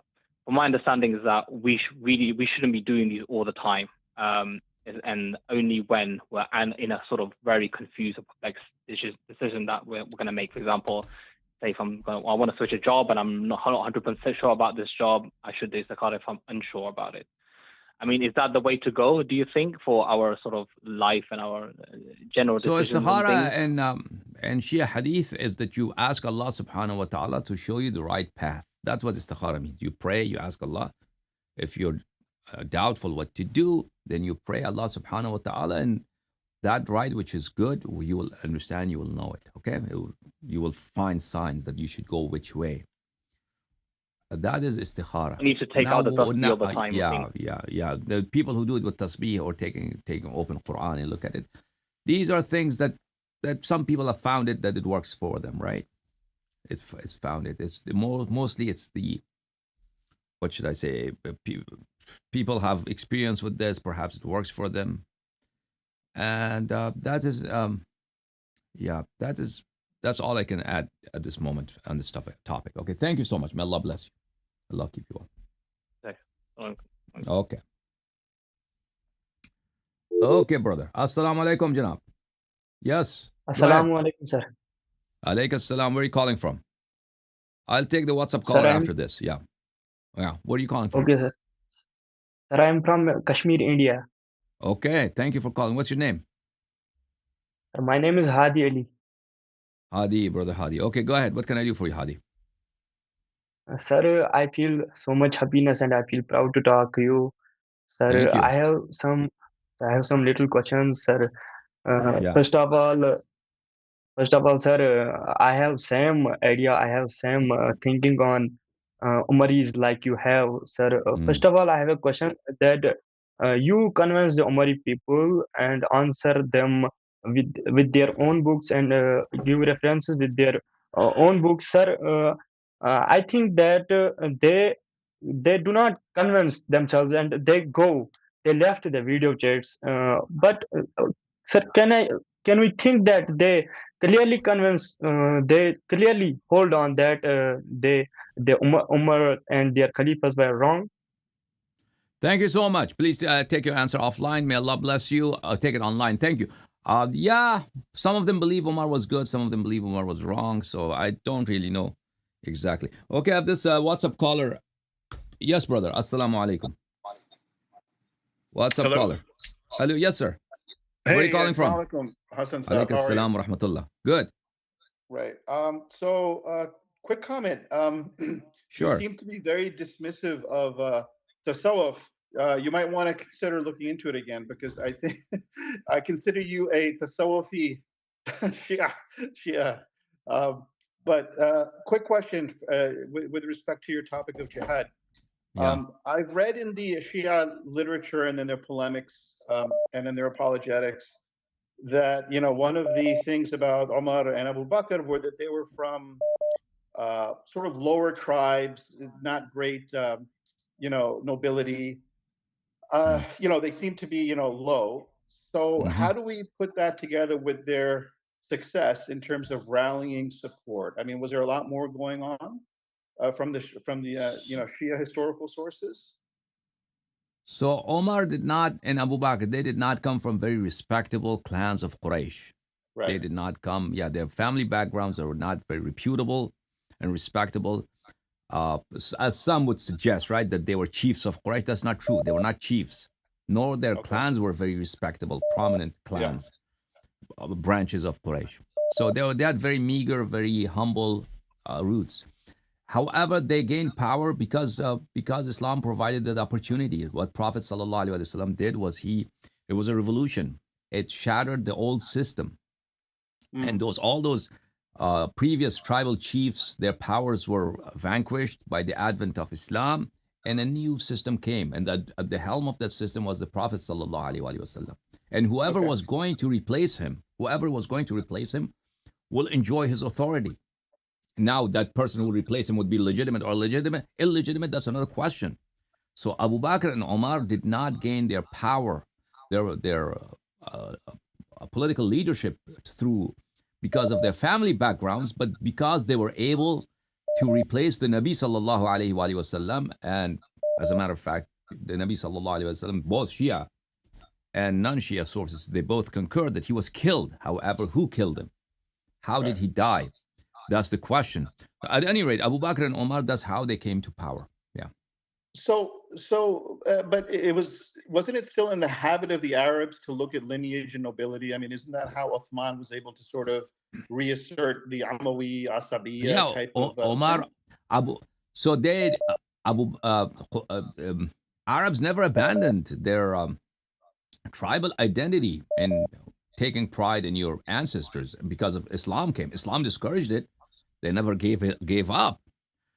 But Abu Bakr and Omar did not come to power. Everybody knows that, not because of their lineage, not because of their ancestry, just because the perfect times. They were opportunistic. They were close to the Nabi sallallahu alaihi wasallam when he was in Medina. They had migrated from Mecca, and they, through help from Abu Sufyan and some other tribes and political alliances, they were able to replace the Nabi sallallahu alaihi wasallam. Yeah. Didn't Abu Sufyan approach Sayyidina Ali? No, that's and not say, true. "Hey, listen, That's absolutely this matter ridiculous. Is really yours?" No, that's ridiculous. Abu Sufyan would never. Imam Ali alayhi salam had killed his father, his uncle, Abu Sufyan's son, and Abu Sufyan had never forgotten that. Abu Sufyan, why would he come? Abu Sufyan is the person whom Abu Bakr gave him the governorship of Sham, Syria, to his son Yazid ibn Abi Sufyan. And that was the most prized territory, better than Mecca and Medina, much better than Mecca and Medina. Sham, Syria. That was the cradle of civilization, of industry, of wealth at the time. Syria, Sham, Dimashq. He gave it to them. He gave it to them. And Abu Bakr was not stupid to give it to someone who did not, who would not want him to be Khalifa.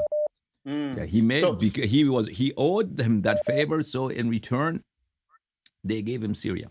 Yeah. Got it. So that Shia source is false, because I think I read that in a Shia source that they tried. You read it, and the Shia books that quotes Omari books. That's your problem. Oh, I see. Okay. Yeah. The last question I have is: so you can make the argument that Abu Bakr's reign was based on violence, right? That he used these zakat as an excuse, and he eliminated any opposition.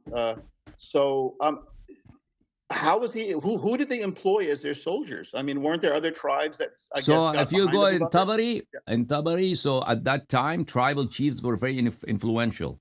If you convince a tribal chief to be your ally, the manpower from those tribes would be your soldiers. They would come and be your army. So if you read Abu Bakr's sermons, how he made allies with the different tribes, he would promise them that Syria is very weak. At that time, Syria, Sham was very weak, and we are going to capture it. And Arabs were very, very dazzled by the wealth of Syrian nation, by the wealth that rested in Persia and Egypt, because Arabs themselves they were very poor. And these areas were center of civilization and commerce and industry, and there was a lot of wealth there. And Abu Bakr clearly, in At-Tabari, in those books, you see, he promises them money and women. That when you go and you plunder these lands, what you'll get wealth. You will you will capture a lot of wealth, a lot of gold and silver, and also women. So how was he able to make allies? Because he talked to tribal chiefs, and those tribal chiefs talked to their own people, and they were not stupid. They knew, because that was one major thing before Islam and Arabs, that they were raiders. Arabs were known for raiding the other tribes, other frontier areas. So they would raid in the middle of the night, kill people, take their women, take their wealth. It happened often. And many Sahaba were before Islam, they were bandits, they were raiders. Yeah. Okay. So Abu Bakr convinced them, and they knew that this was a distinct possibility. They knew that because Nabi sallallahu alaihi wasallam had waged wars, and these neighbors were weak. Neighbors of Islam were weak, and there was a distinct possibility that they could go and raid different towns and bring money and women, and that's exactly what happened. Okay, yeah. 2 more questions.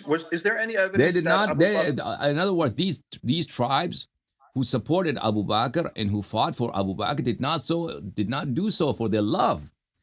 They did it because their tribal chiefs promised them women and money in gold and silver. And Abu Bakr had promised the tribal chiefs gold and silver and women. Got it. Yeah. Quick, 2 more questions. Is there any evidence that Abu Bakr and Omar lived large? In other words, we get the sense that absolutely. So Abu Bakr died early. He did not live very long after becoming Khalifa. He died within 2 years. But after dying every day, his salary, because he lived very simply before Islam, because he was in one of the neighborhoods of Medina, his job was to just milk goats. That was before Islam. Before becoming caliph. He was milking goats, and the people would give him some money. Or he would sell clothing in the market. After becoming caliph, every day they would give him half a goat. Flesh of it. That's a lot of meat, and they give him money and everything. So his salary was quite big. But they were Arabs. They did not know really at the time. They did not. They were a barbarian nation, very backwards Arabs. They did not know like how to build palaces at Abu Bakr's time. I'm saying, and how to throw out great feasts and everything. So Abu Bakr died after 2 years. Omar became caliph, and at the end, Omar was living very opulently.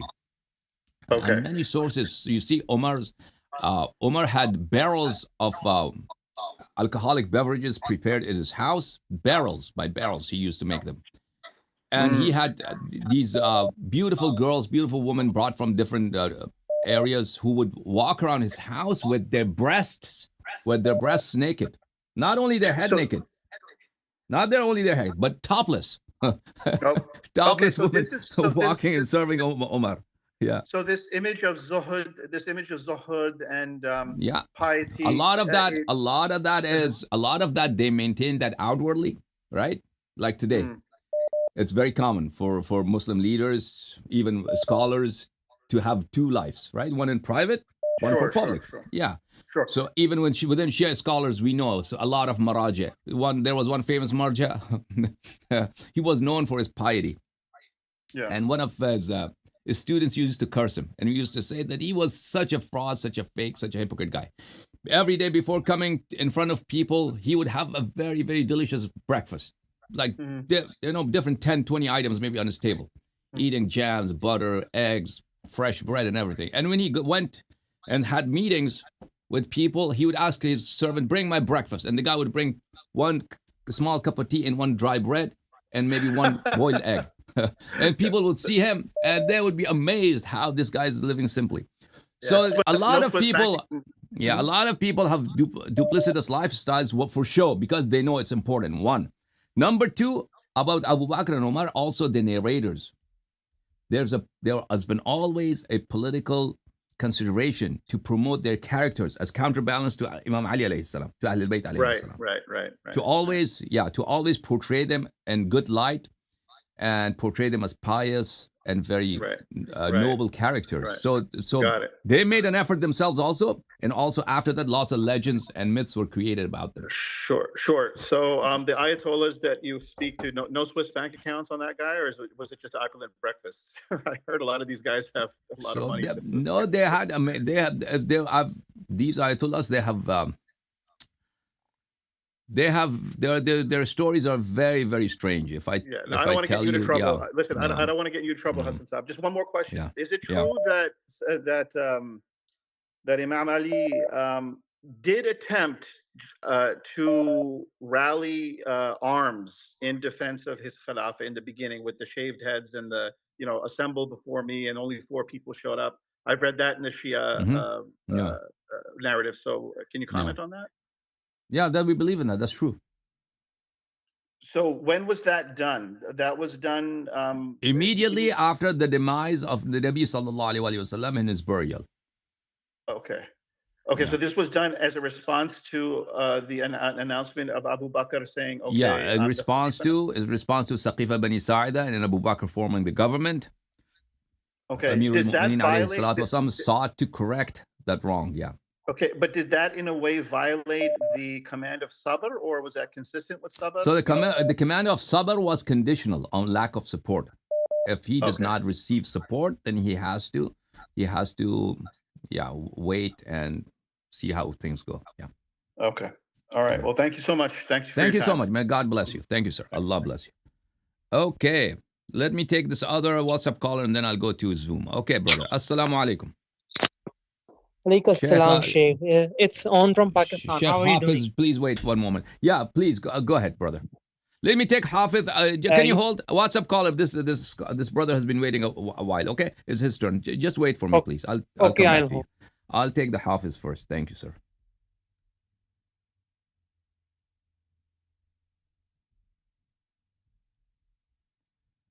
Assalamu alaikum. Such a pleasure seeing you again, sir. Wa alaikum assalam.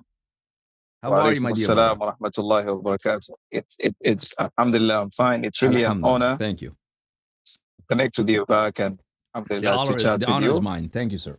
It's always a pleasure. Well, actually, I will be making some few notes because I'm on transit. Allahumma salli ala Muhammadin wa ali Muhammad. I wanted to remind us on some few verses of the Holy Quran, whereby Allah Azza wa Jal told us in the tongue of the shaitan or Iblis. He said, وَلَا أُضِلَّنَّهُمْ وَلَا أُمَنِّيَنَّهُمْ وَلَا آمُرَنَّهُمْ فَلَا يُبَتِّكُنَّ آذَانَ الْأَنْعَامِ وَلَا آمُرَنَّهُمْ فَلَا يُغَيِّرُنَّ خَلْقَ اللَّهِ وَمَنْ يَتَّخِذِ الشَّيْطَانَ وَلِيًّا مِنْ دُونِ اللَّهِ فَقَدْ خَسِرَ خُسْرَانًا مُبِينًا يعدهم ويمنيهم وما يعدهم الشيطان إلا غرورا. In another verse, Shaitan also, made it clear. Okay? قال فبعزتك لأغوينهم أجمعين إلا عبادك منهم المخلصين. So it seems your lectures is really bringing out a kind of awareness for us. And it's a relief for us because that shows that Shaitan is working and also has intoxicated our communities. Mm-hmm. Just like the so-called Sunni community, right from the Umaris and the history. Look at how they related to criminality, right from back then. Down to the Banu Umayyad history, Al-Abbasi, etc., etc. So the Shia communities, unfortunately, because they could not stick to the words of Rasulullah sallallahu alaihi wasallam, they could not stick to the teachings of Ahlul Bayt alayhim salam and their statements and their golden and enlightened words. So they also followed, they also followed the way of Al-Mukhalifin or Umarids. And they followed their own way of uprising against government and making tribulations, a lot of, issues, etc., etc. So we really enjoy this. And on the other side, look at the Holy Quran. There are so many, beautiful verses that Allah Azza wa Jal says. Just like Bismillah ar-Rahman ar-Rahim. تبارك الذي بيده الملك وهو على كل شيء قدير. الذي خلق الموت والحياة ليبلوكم أيكم أحسن عملا وهو العزيز الغفور. So many verses. إن في خلق السماوات والأرض واختلاف الليل والنهار لآيات لأولي الألباب الذين يذكرون الله قياما وقعودا وعلى جنوبهم ويتفكرون في خلق السماوات والأرض ربنا ما خلقت هذا باطلا سبحانك فقنا عذاب النار, etc., etc., etc. So many beautiful verses that we followers of Ahlul Bayt alayhim salam, we need to stick to them. We need to go back to the guidance of Ahlul Bayt alayhim salam so that they will explain to us such kind of beauties. Look at their dhikr, look at their wordings, look at how they praise Allah Almighty. So your lecture, Sheikh, is like it's projecting, or it's actually showing us that how, far we are towards Ahlul Bayt alayhim salam. So far we could not stick to their words. We will still be very, very far to that very light. So this is a very important call you are given, that we have to remain on this path so that at least we have that spirituality, we have that, correlation, we have that connection with Ahlul Bayt alayhim salam. Unfortunately, I won't be able to talk much because I have very much low percentage on my phone, and I'm on transit, as I mentioned. So, thank you so much. If I couldn't connect with you, inshallah, later, maybe next time. Inshallah. So thank you so much, Samahat al-Hafid. Allah bless you. Allah keep you well. Thank you for the call. Barakallah. Ahsant, shukran. Okay. What's up, caller? Go ahead, please. Yes, sir. Assalamu alaikum, Sheikh. Alaikum assalam. Where are you calling from? Yes, sir. I'm calling from Sheikhupura. My name is On Hussain. Oh, what's from up? From Pakistan, Sheikhupura. Yes. Okay. Yeah. Yes, sir. I wanted to touch a little bit upon your topic, that is jihad and terrorism. I think the militancy and the terrorism of that we see in our today's age, in present time, the whole world really knows how bad it is and how barbaric it is. But I think we should take a look at, and we should try to examine and expose the original terrorists that set this precedence for these fundamentalists, these Salafis or Wahhabis that follow in those original terrorists' footsteps. I tell you who revived them. Okay, there is a historical, because throughout history, religious teachings have been distorted and misappropriated towards other pernicious ends. That's no question about it. But in the modern era, the person who revived religious violence and armed struggle, he was Khomeini, no other than Khomeini. Don't go far away. He's the father of all terrorists. In the modern era, the wave of Islamic violence that you see throughout the world, and now for many decades turn against Shia, it was initiated by Khomeini. It was Khomeini's followers before the revolution who were carrying out acts of terrorism inside Iran. If you read there's many articles about Cinema Rex and Abadan. How did Cinema Rex burn down, and about 400 to 600 people were burnt alive.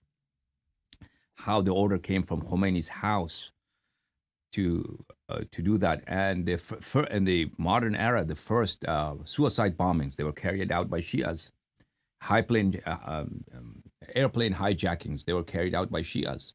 They were carried out also by secular. Hijacking was carried out by secular groups, but amongst the religious groups, it was the Shias who carried them first, followers of Khomeini. So, and really the idea of establishing Islamic Khilafah for the purpose of which people do jihad was dormant, was really given up in the Omari world. It was revived by Khomeini. Khomeini established Wilayat al-Faqih in Iran, which is a form of Khilafah.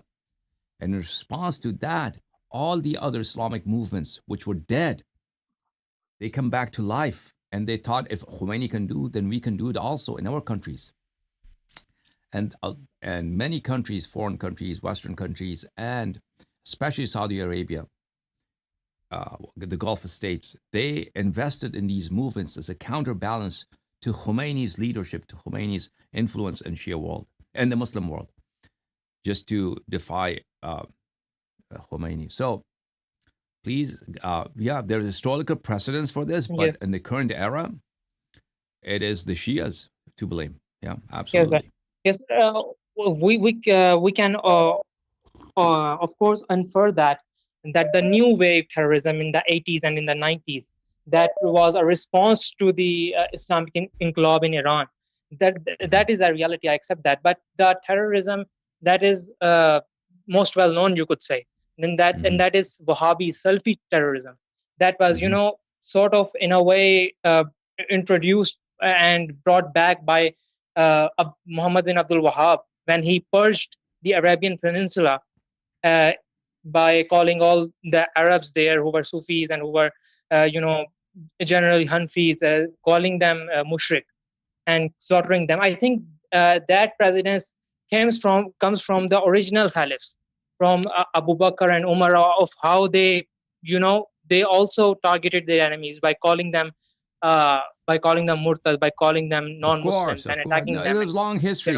Everybody has done it. Christians have done it. Christians, when the Crusades were happening, they were plunderers who were coming in the Middle East, even throughout Europe. The Crusaders in the 11th century and 12th century, many of them, they were plundering Christian people. But their slogan was to liberate the Holy Lands, Jerusalem, from Muslims, from Arabs. So it has happened always, absolutely, throughout Islam also, from the time of Abu Bakr's Khilafah till today. Violence in the name of religion, shedding innocent blood in the name of religion, that has been always a hallmark of human history. Thank you so much. May God bless you all. Thank you. I have a caller. His name is Bishara Qizilbash. Mr. Qizilbash, assalamu alaikum. Assalamu alaikum, Mr. Hassan Allahyari. It's a great honor for me to talk to you. I had been watching your lectures from the past 1 year. The honor is mine. Thank you. After seeing yesterday's Manazara with, I don't remember the name of that gentleman, Halim, but like Abdul Halim. Yes.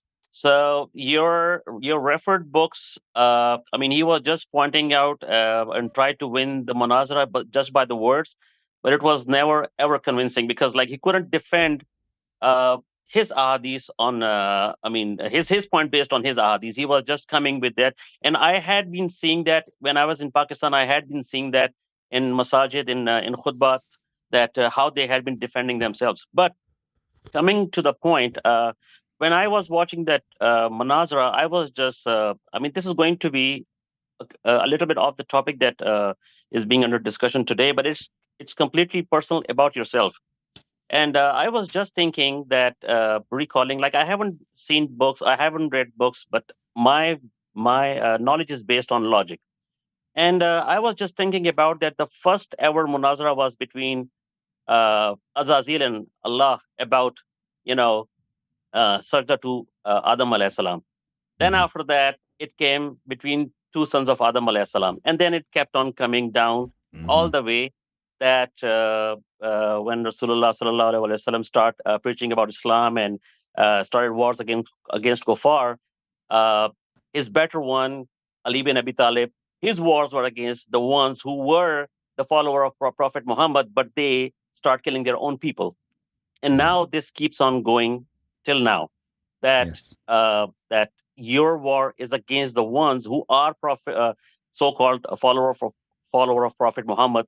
And then they keep on, reading Quran and then perceiving the hadith and Quran according to what they want to do, or the way they want to have their own Islam, but they are not thinking towards the logical way. My one question is to you that, yes, sir. How are you going to fight this war? Me? Yes. So I'm not really fighting a war. It's just lectures that I give. I do engage in discussions. I answer questions online, and sometimes there are debates. If I get a good moderator and the debates are moderated, that's really what I enjoy, and I'd like doing that. So, how am I going to keep doing that? I don't know. Maybe perhaps I will stop doing it, choose some other thing to do, or perhaps I'll continue doing what I'm doing. Right?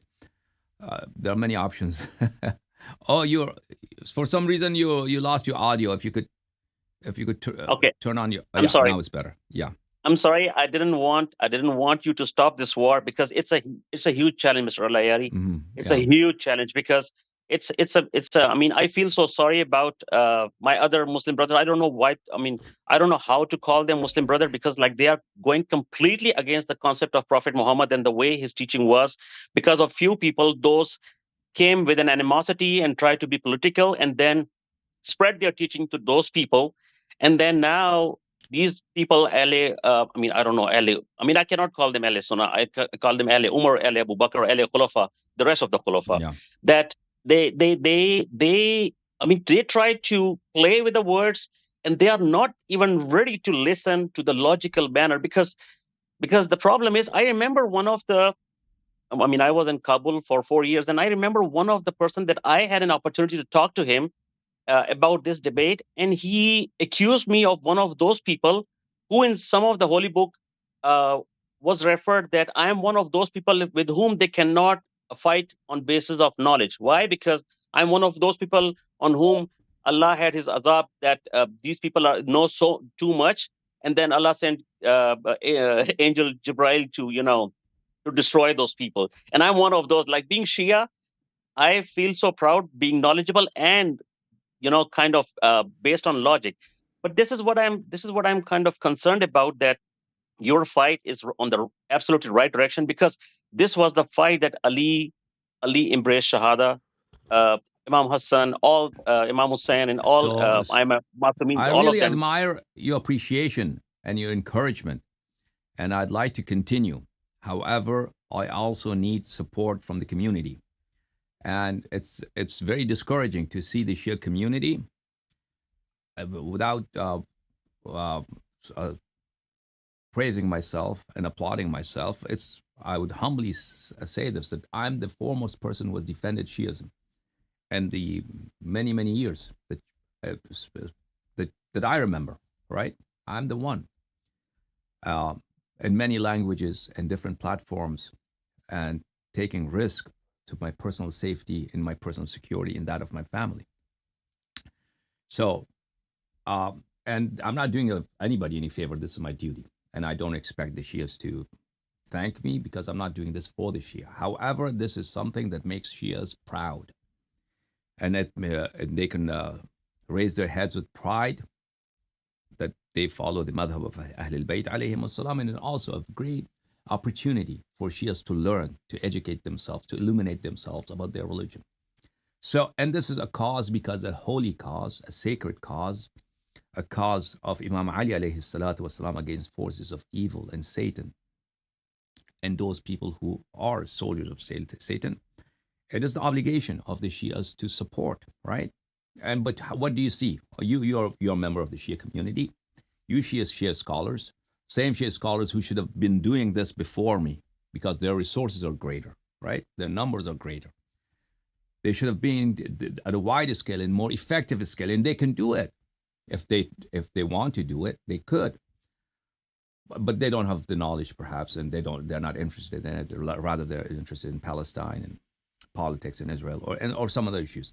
So, but what has been the response? Response has fierce animosity, fierce jealousy, and that is very discouraging. That's very bad, and it should be that she is, because this is so obvious, so manifest, undeniable, that what I'm doing is so good for religion, so good for faith, and so empowering the Shia faith in the world and reviving it, and make it something that nobody could question or doubt. Yet people don't feel the obligation to support, and they just watch and learn and don't. And then some of them make comments. So yeah, okay, you're good, and the majority of them are just showed nothing else but enmity, and that is not good. So Yeah.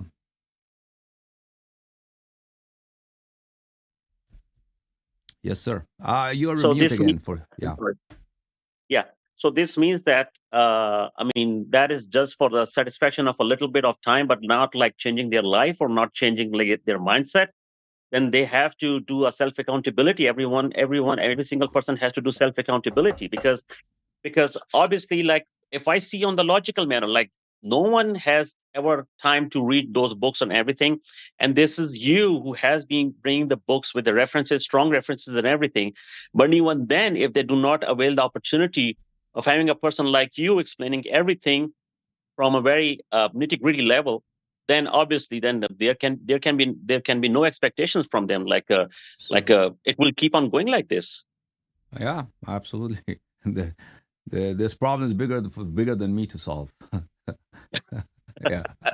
Well, that, and you know what, that is why my question was that how, I mean, I'm not challenging you, kind Yeah. of How are we challenging going to you, but not continue? challenging you. Perhaps in the That same manner. Perhaps how am I going to do? I don't know. If I have some plans that I don't want to discuss, publicly, because not because I don't trust you, but because no I no don't no trust, because the general no audience I includes understand. those who hate me. So, Yeah, but Mr. inshallah, Allahyari, tabarak wa ta'ala, if Allah protects me, Allah gives me life, may and Allah, my yes, may health, Allah, yeah, is yeah, there. So I may will be Allah protect around you. And in different yeah, forms. Yeah. and we and me and my family, everyone, we watch your videos, we watch your lectures a lot, and there have been a lot of things that opened up our mind, on religious level as well as on logical level. And I wish you all the best for Thank you, sir. everything. And I mean, at least I will play my role, that as a Shia, and as a for, to have a strong support and stay behind you. Thank you very much for giving Thank me you so time, Mr. much, Brother Allahyari. Basharat. May Allah bless you. Allah Thank keep you. you well. Allah keep your You as family well. well. Thank you, sir. Thank you for your support and encouragement. Okay, I have here a caller on WhatsApp. Husseini, go ahead. Where are you calling from, Assalamu Husseini? alaikum. How are Alaikum you, sir? salam. What's good? Where are you calling from? I'm from Karachi, Pakistan. How are you, Karachi. sir? What's May Allah happening? bless you. Not bad. Not bad. Uh, I'm good. Thank you. Lots of prayers from our side, because the work and effort you are doing, and the Shias who are benefiting from it is lot. It is a lot of us that we are supporting you, but some of us are like, they do not support you. So may Allah guide them. The thing I want to discuss with you is that, sir, I am a student of the school of the Ahlul Bayt alayhimus salam, and like, I've seen you that you study and you research upon a lots of things from other maktab, from other schools. So, like, there is hadith, there are narrations that in the last era, we will be induced with doubts, with whisperings. So, how do we protect, or what is the thing that reaffirm your belief that when you are reading, that when you are reading or exploring something else from the school of Ahlul alayhi salam? So there is not really any occasion where I doubt things, right? Things are so clear. If there's something that I doubt, I question, there would be something minute, something very secondary, and usually by research, by contemplation, by just thinking, that could be solved. So when I read other people's narratives, it's, to me, they're always very weak. Nothing stands in the way of madhab of Ahlul Bayt alayhim salam. Madhab of Ahlul Bayt alayhim salam. Its tenets are very strong. Its foundations are very, very profound, and they're indubitable. They're not subject to doubt. Thank you so much, Brother Husseini. Allah bless you. Assalamu alaikum. Who is the caller here? Hi, assalamu alaikum. It's Tahir from the UK. Tahir, UK. How are you, brother? Alhamdulillah. How are you, brother? What's the word? Good, not bad. Yeah, I was just hoping to finally speak to Sheikh Allahyari. It's it's kind of a dream to speak to him. Really, I've been listening Thank to him you. for I don't know about 12 months now, and finally I Thank took you. the courage to speak to him if I get the chance, inshallah. Thank you, sir. So, any question or anything? I'm Allahyari. Do you have any Oh, comments to make? sorry. That's it. I thought That's it was it. I thought it was the operator. My apologies. Oh, it's no. Um, wow. Okay. Okay. Well, Sheikh Alayari, words fail me. In all honesty, to speak. It's a complete honor and privilege to speak to you. I don't Thank you, have sir. much words other than I'm very, very grateful for the work that you're doing. I'm sure you're aware of that through many people who have applauded you for your efforts, and especially Thank you. listening to your debate yesterday in Urdu, and this fool who is from the UK, in Bradford So, City. let me ask Yes, you: sorry. is this guy a big fish over there, Mr. Halim? No, absolutely not. There's many clowns like him who have a number of lost souls that follow him, and so they feel obliged to follow because they're just going to utter things that kind of pleases them and kind of makes them feel kind of subscribe to his kind of belief. But unfortunately, there's many people up and down the UK who have that kind of belief, and his actual language is English, to be honest with you. So I'm surprised he hasn't bothered to call you on this particular program, which would have been good for the English audience. And there's one or two people who I would love, and if they are listening, in particular Mohammed Hijab and Adnan Rashid, who feel very proud and very Please, very big in their when you boots. see these individuals, because you live in the UK and they come to the speakers' corners, I have a gift for them. Incorrect. This Yeah. is my small contribution to Mr. Adnan Rashid and Mr. Hijab. Please buy them hijab, real hijab, headscarves, Yeah, because well, they've been hiding from me for probably 10 years now. They've been hiding from me, so I'm waiting for them, inshallah, tabaraka wa ta'ala, and whenever they want to have a talk, Mr. inshallah, yeah. So that's if you could do The if you or one of the brothers in the UK could do take out this little effort for me, inshallah, tabaraka wa ta'ala, take out this package, make a gift package, inside put hijab, dupatta, one for hijab and one for Adnan Rashid. Okay. I would love to, but I And don't that think, is in from all Allah honesty, Yari, Sheikh, okay, because they've been hiding. So that befits their character. Yes, sir. in all honesty, Sheikh, they don't have the courage. If they had the courage and they had the Of course. kind of We knowledge, all know. they would have rung without you in inviting them.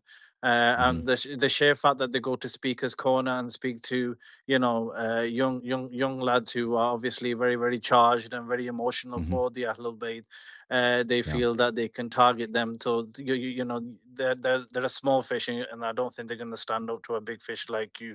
In all honesty. But one question that I was Sure. listening and I thought I'd ask you while I had the opportunity is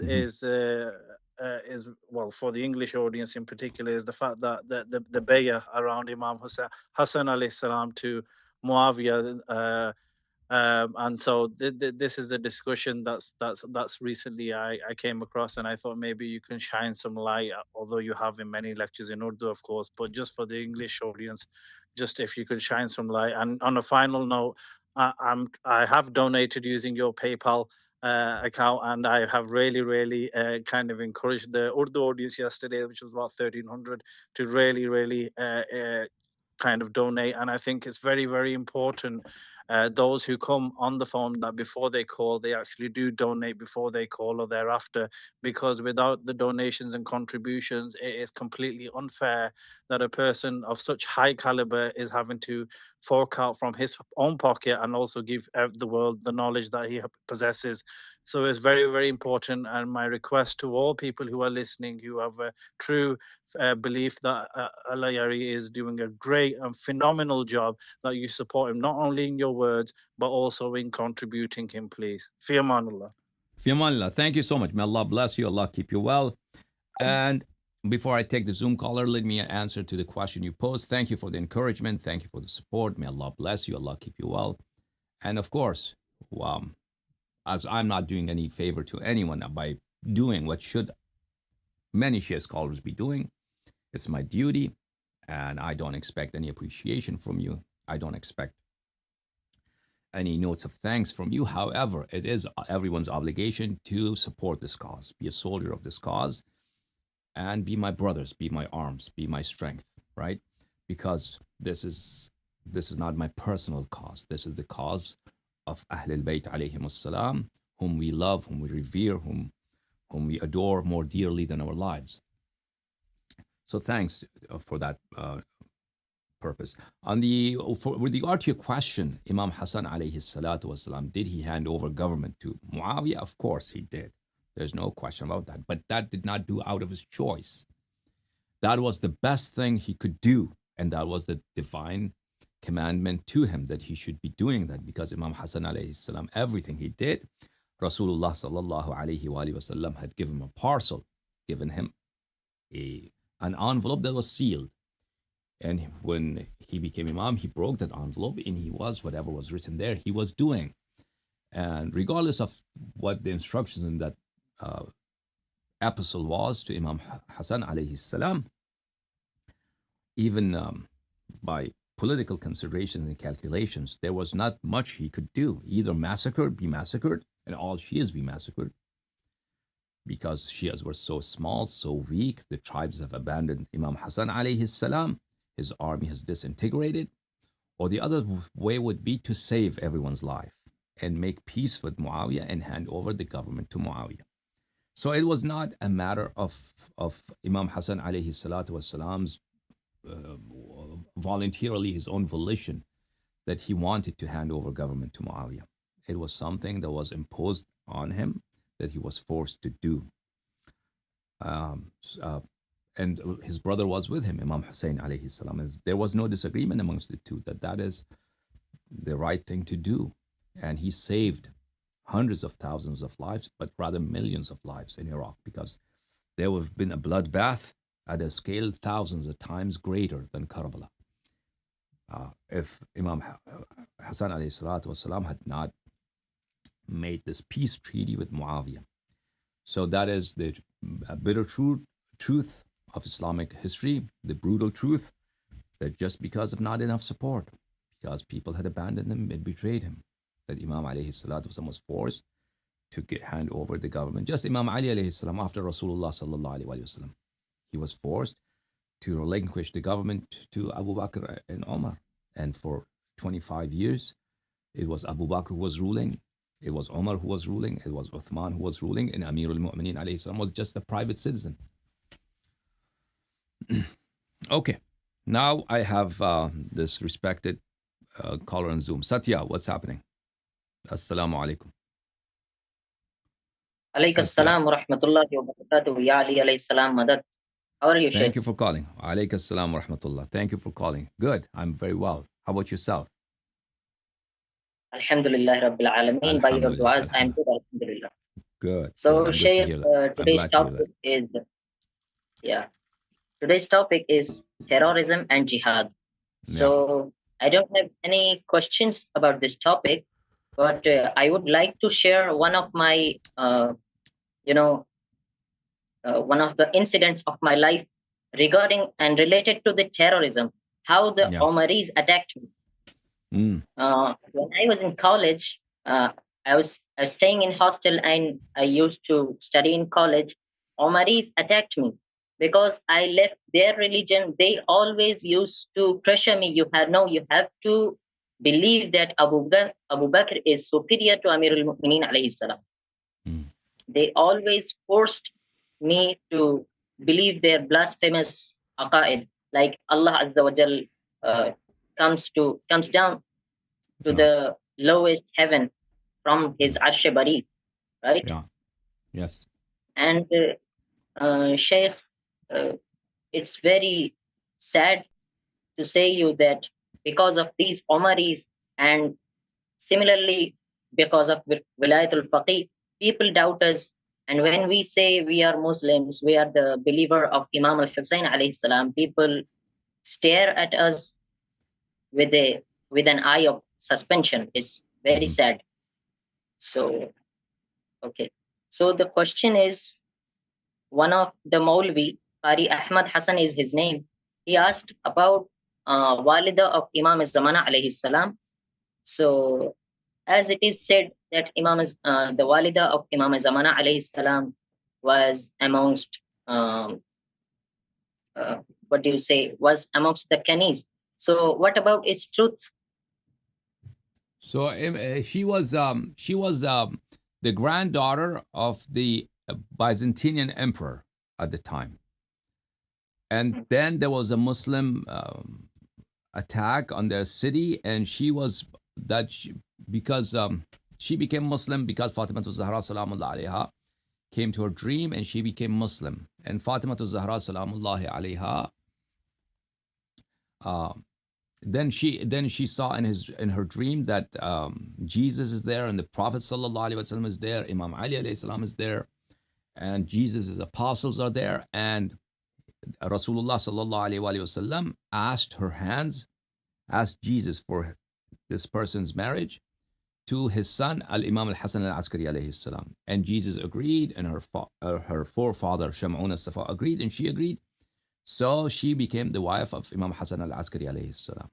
So she knew Imam Hassan alayhi salatu wasalam through spiritual experience, through her dreams. And then she wanted to meet Imam Hassan Al-Askari alayhi salam. So she asked Fatima Zahra Salamullahi Alayha in her dream, how I can go to my husband.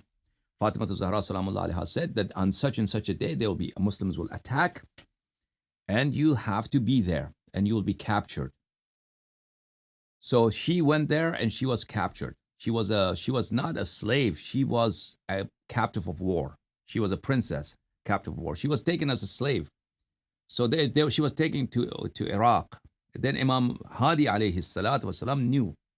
He was expecting, so he sent one of his servants to that market, go and buy her.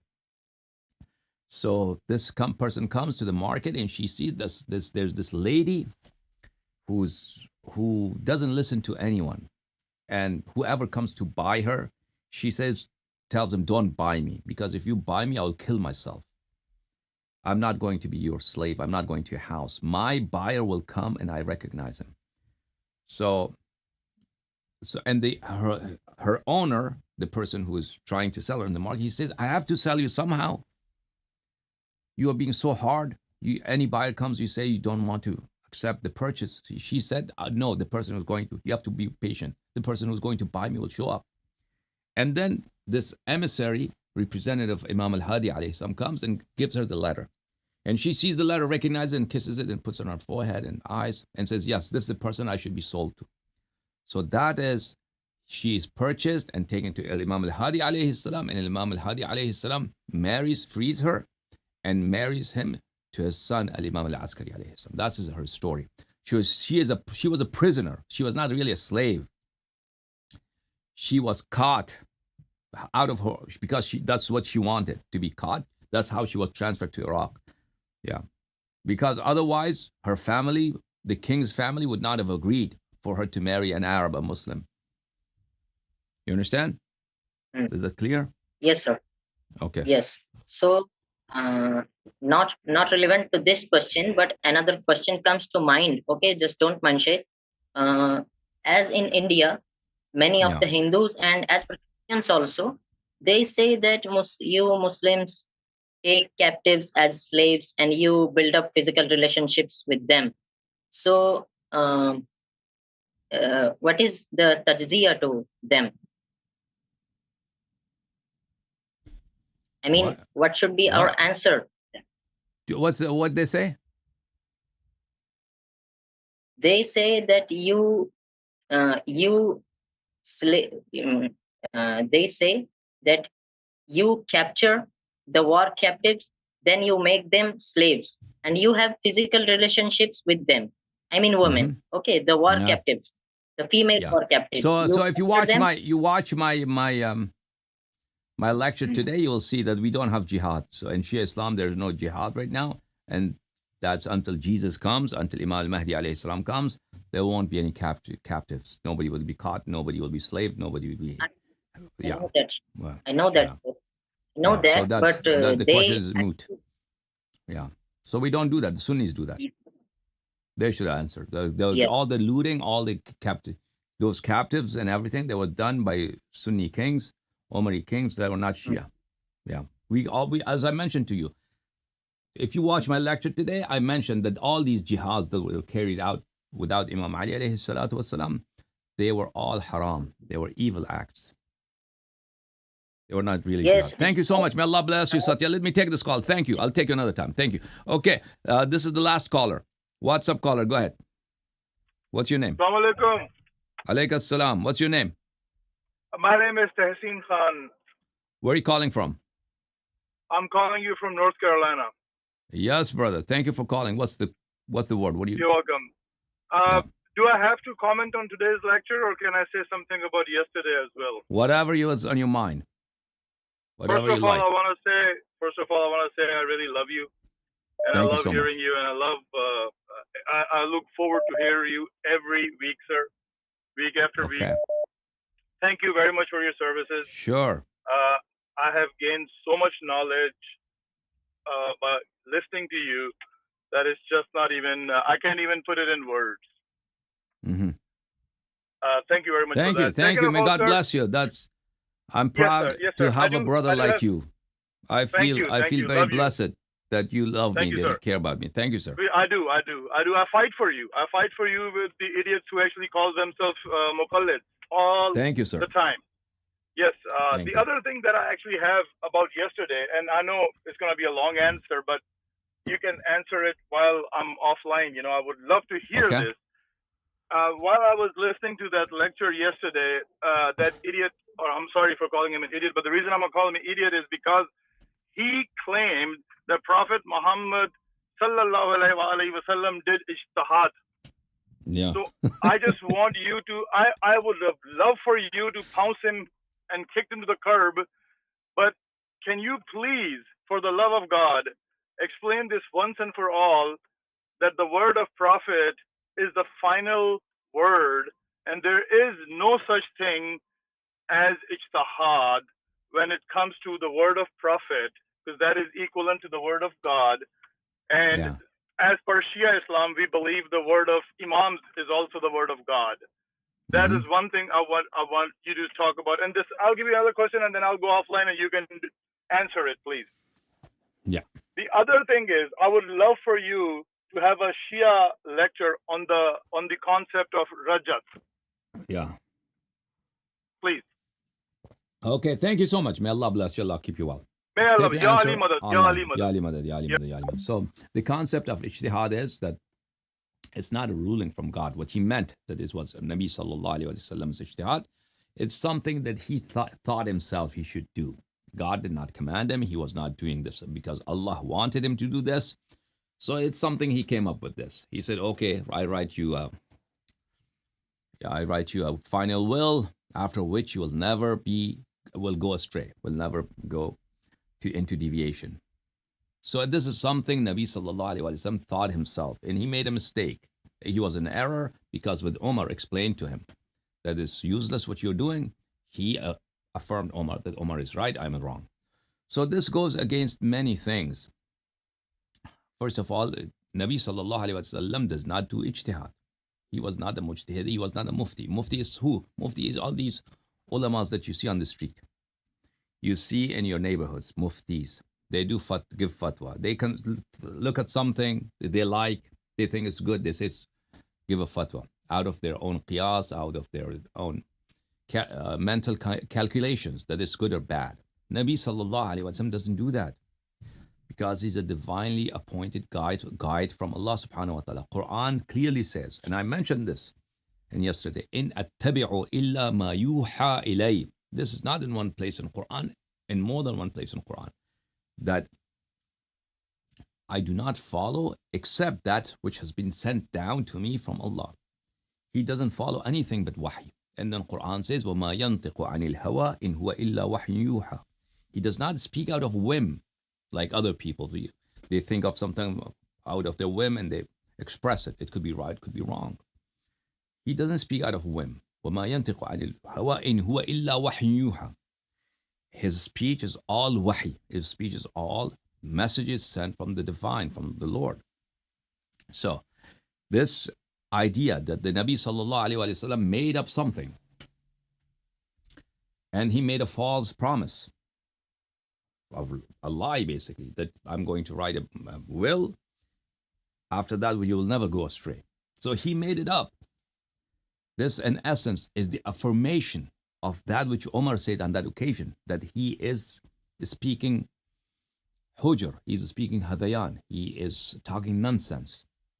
So what the Mawlavi was saying, reaffirming Umar's statement that the Nabi sallallahu alayhi wa sallam has spoken nonsense. Because that's what it means, that he made it up and he's made a promise, which were all lies, which were all, he made them up. Allah did not tell him that. It was not a divine message. It was not on the account of divine illumination, that if he writes this final will, nobody will go astray. Okay. Thank you so much, everyone. Those of you who are waiting to talk to me, inshallah, tabarak wa ta'ala, keep it for the next week. We'll talk to you, inshallah. Have a great Sunday afternoon, well, most people are on Sunday night. Okay.